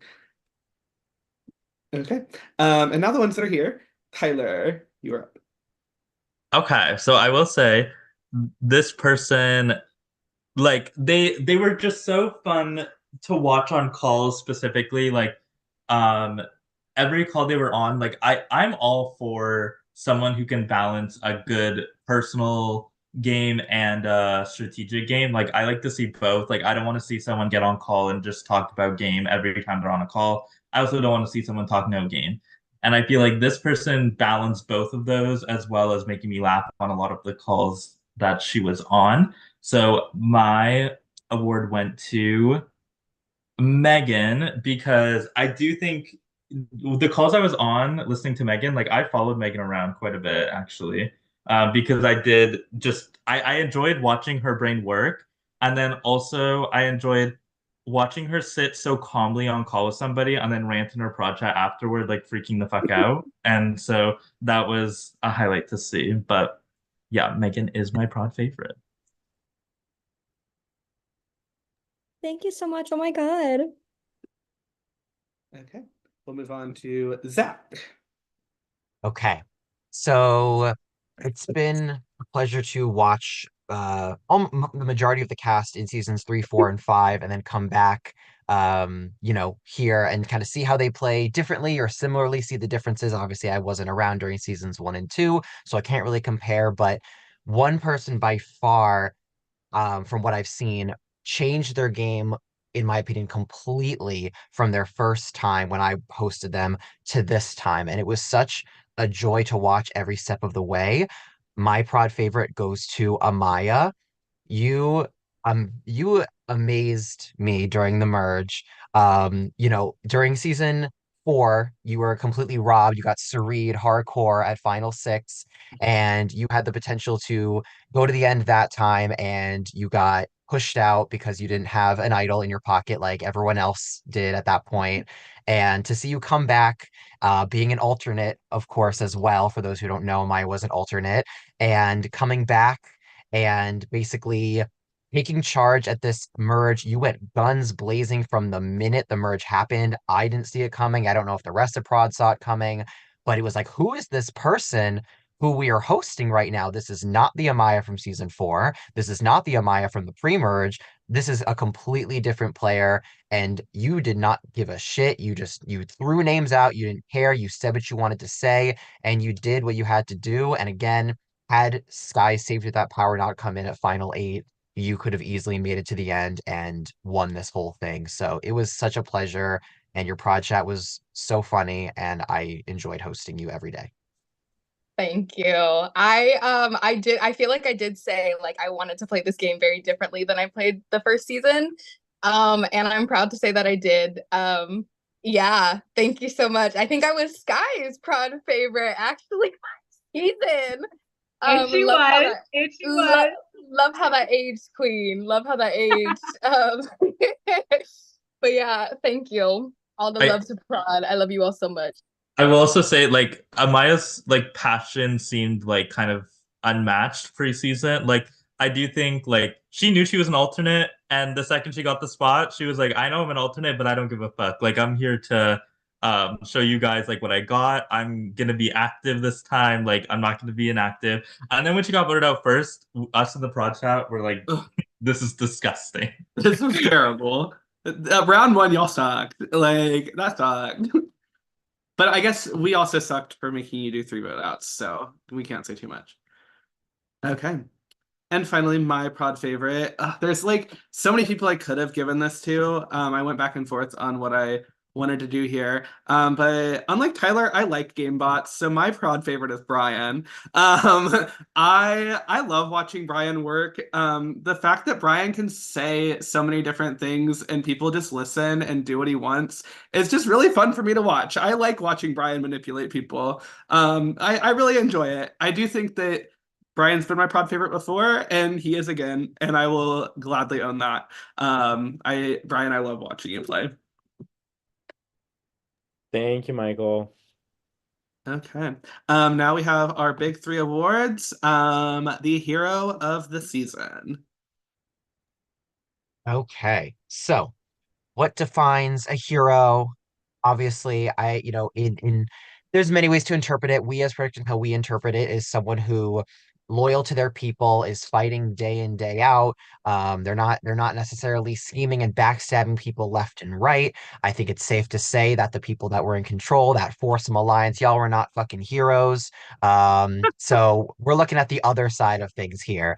AJ, he was a little villainous pre-merge, he was, and then he became more heroic as things went on. And then unfortunately, he barely even got the chance to really vote, because I'm pretty sure he only attended, this is off the top of my head, he attended like 5 tribal councils all season, and 2 of them he lost his vote at. So including the one he went home at. So he really did not get much of a chance to even fight for himself. Um, Amaya just fighting and trying every single day to change the narrative as best you possibly could, right alongside Daniel, right alongside John. You 3 especially were really pushing and pushing and pushing. Then you finally got Justin on your side when Justin, after the Megan and Blindside, after Justin realized, oh shit, these people are actually just gonna lie to me continuously. Then that's when the 4 of you really came together. We did give this award to Amaya. Seems a little redundant here, me coming from me again, but it's just clawing day in, day out, all like late into hours of the night on calls with people, trying to do everything that you could to change the trajectory, and it didn't end up working out, but we appreciated watching it. That is when my West Coast time advantage came in, because if any of y'all East Coast bitches were up, I was like, call now. Okay. Next up, the flip side of things, the villain of the season. Okay. Well, I love giving the villain award because I I think villains have more fun. And I will say we'll start with, so I will say the foursome was the villainous alliance. I do think Jake Stevens had a little bit of heroic traits. So that's why he's not nominated here, because I do think Jake was not as cutthroat as these people. Um, and I guess on that note, let's start with Sky, because I don't think Sky was necessarily cutthroat in the game. I think Sky more so would just sit on call with Jake B and just talk a lot of shit. So I think that's where her villainous mentality came in. I do And my think, confessionals. yeah, she was willing to vote off pretty much anybody except Jake B until the foursome was made. And then we have Jake B, who, I mean, I already touched on it a little bit earlier, but Pre-merge, if you sit on call with someone for 6 hours and vote them out, like same round, like that's a little bit crazy. But I do think just other than that, if a fight started, if it started because of Jake B, because Jake B was not afraid to call someone out on their shit. So, and then we have Brian. I do think Brian's brain in these games, I love watching it work because it's like it's so game body that Brian's willing to do anything to win. And I do think we saw that when he kind of let Jake Stevens go. Like he didn't I don't think he wanted him out, but he was fine with him going. And it was kind of something that we were surprised by from Prod. Like we were kind of like, this is a weird dynamic that's going on here, but I do think that the winner of the villain goes to Brian. I do think Jake B comes in a close second here, but I do think Brian letting Jake go at or Jake S go at that tribal really solidified his win for this award here. Okay. And lastly, the Player of the Season award. So first up, we have John. John played a really interesting, different game that I've not seen. John was not afraid to tell you who he was against, and he made it work for himself. John, I think, obviously you were at work a lot, which I think you worked through very well. Like with your schedule, because most people would not have been able to work through that. But seeing John, or obviously we gave John best reads, and that was very clear that John knew what was happening. He just didn't have the capital to pull it off. Jake Stevens, you were in the Foursome Alliance, you knew what was going on. You had I'm like rambling because my thoughts are just like going out the window. But yes, Jake Stevens had a lot of people in his corner protecting him. There were points of the game that you easily could have been turned on. Pre-merge, you had a lot of points that you were not on the right side of the numbers, but you were able to pick that up in the merge. And then Jake B and Brian both were able to make it way farther in this game than they should have based on their reputations. Both of you were very protected by people that shouldn't have been protecting you. You were both able to make different moves that were able to further you into the or through the game. Now I feel like I'm just rambling. This did it was a very close decision, but we did give this to Jake B. So I'll let another pod member take over because I'm just rambling. I will like I'm gonna start with a few of them, but I John's game, like I some of you are probably surprised that John was there being on the wrong side of the votes, but I do think John's relationship with Jake S really like helped him in this game. And it wasn't like he didn't like John did not know what he was doing. Like John was pretty protected. John did know what was going on the entire time. And it wasn't like I do think his game more so he was underplaying it. Like he if he wanted to comes out guns blazing, he could have. He was underplaying his game the entire time. And then I feel like Brian and Jake B go hand in hand, like to be honest. Like they're kind of like same person in a different duo. Like that's how I view them. Like they're both very game body. They're both their brains work very similarly. And Jake S, like I do think Jake S and John's relationship really complemented them both the entire time. So I think Jake was in the foursome and also had connections on the other side, keeping him safe. Okay.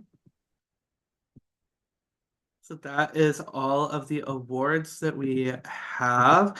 I don't know if there's any other like major secrets that we have. Oh, Jake S, would you like to know who it was? Who I think I've debunked it, but it drove me fucking crazy all game. your vote was when Casey left? My hinky vote was Curtis. It was Curtis. Okay. Curtis vote, yes.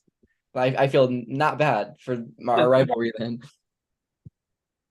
Okay. I don't know if there's any other like major secrets. Benji won the prod draft. with Sky. It came down to me and Benji tonight because Benji also had Justin. I had John. Then yeah, I don't know. I will say like I didn't get to listen to the whole finale. I was driving home, but I do just want to say like from a prod standpoint, like I absolutely loved watching this season. Like pre-merge was absolutely amazing. Like it was amazing, and then the start of merge was also amazing. It got a little bit boring with the foursome. I was not rooting for y'all. I was wanting y'all to turn on each other so bad, and it just kept never happening. Um, I I don't know. I absolutely loved watching every single person play this time around. So there was nobody that I did not like or did not want to see play anymore. Like you all were absolutely amazing, and it was a great time. And congrats again, Sky. I feel like if anyone were to win, being on production and how close you are with us, it does fit an all-star season. But the both of the finalists, like the other finalists, Justin and John, y'all did amazing as well. Coming in, we really did think John was gonna win tonight. Like we thought John had Don't this say that. Don't tell me that. I want to right now. I don't know what changed. Like I don't know. I think a lot of jurors were open, and that's a thing that we don't usually see in juries. Is I think a lot of people are willing to listen out to all the speeches. So yeah. Not me. Yeah. Sorry. All three of the finalists should be very proud of your games. You all played games that I would have been proud to have as the winner of the season. This was probably one of the closest finals we've seen. The jury was really Dustin, I'm including you. You had a good shot. It's just not how it fell. So but no, this is a really good final.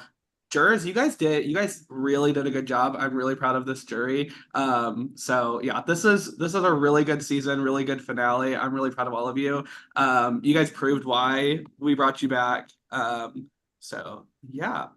Yeah, I think one thing we talked about too last night was just like the thing that I love the most is just the fact that like there wasn't any like animosity, I felt like, because you know how sometimes you play these games and there's like so much like hate, but like I felt like we all literally came to play and have fun.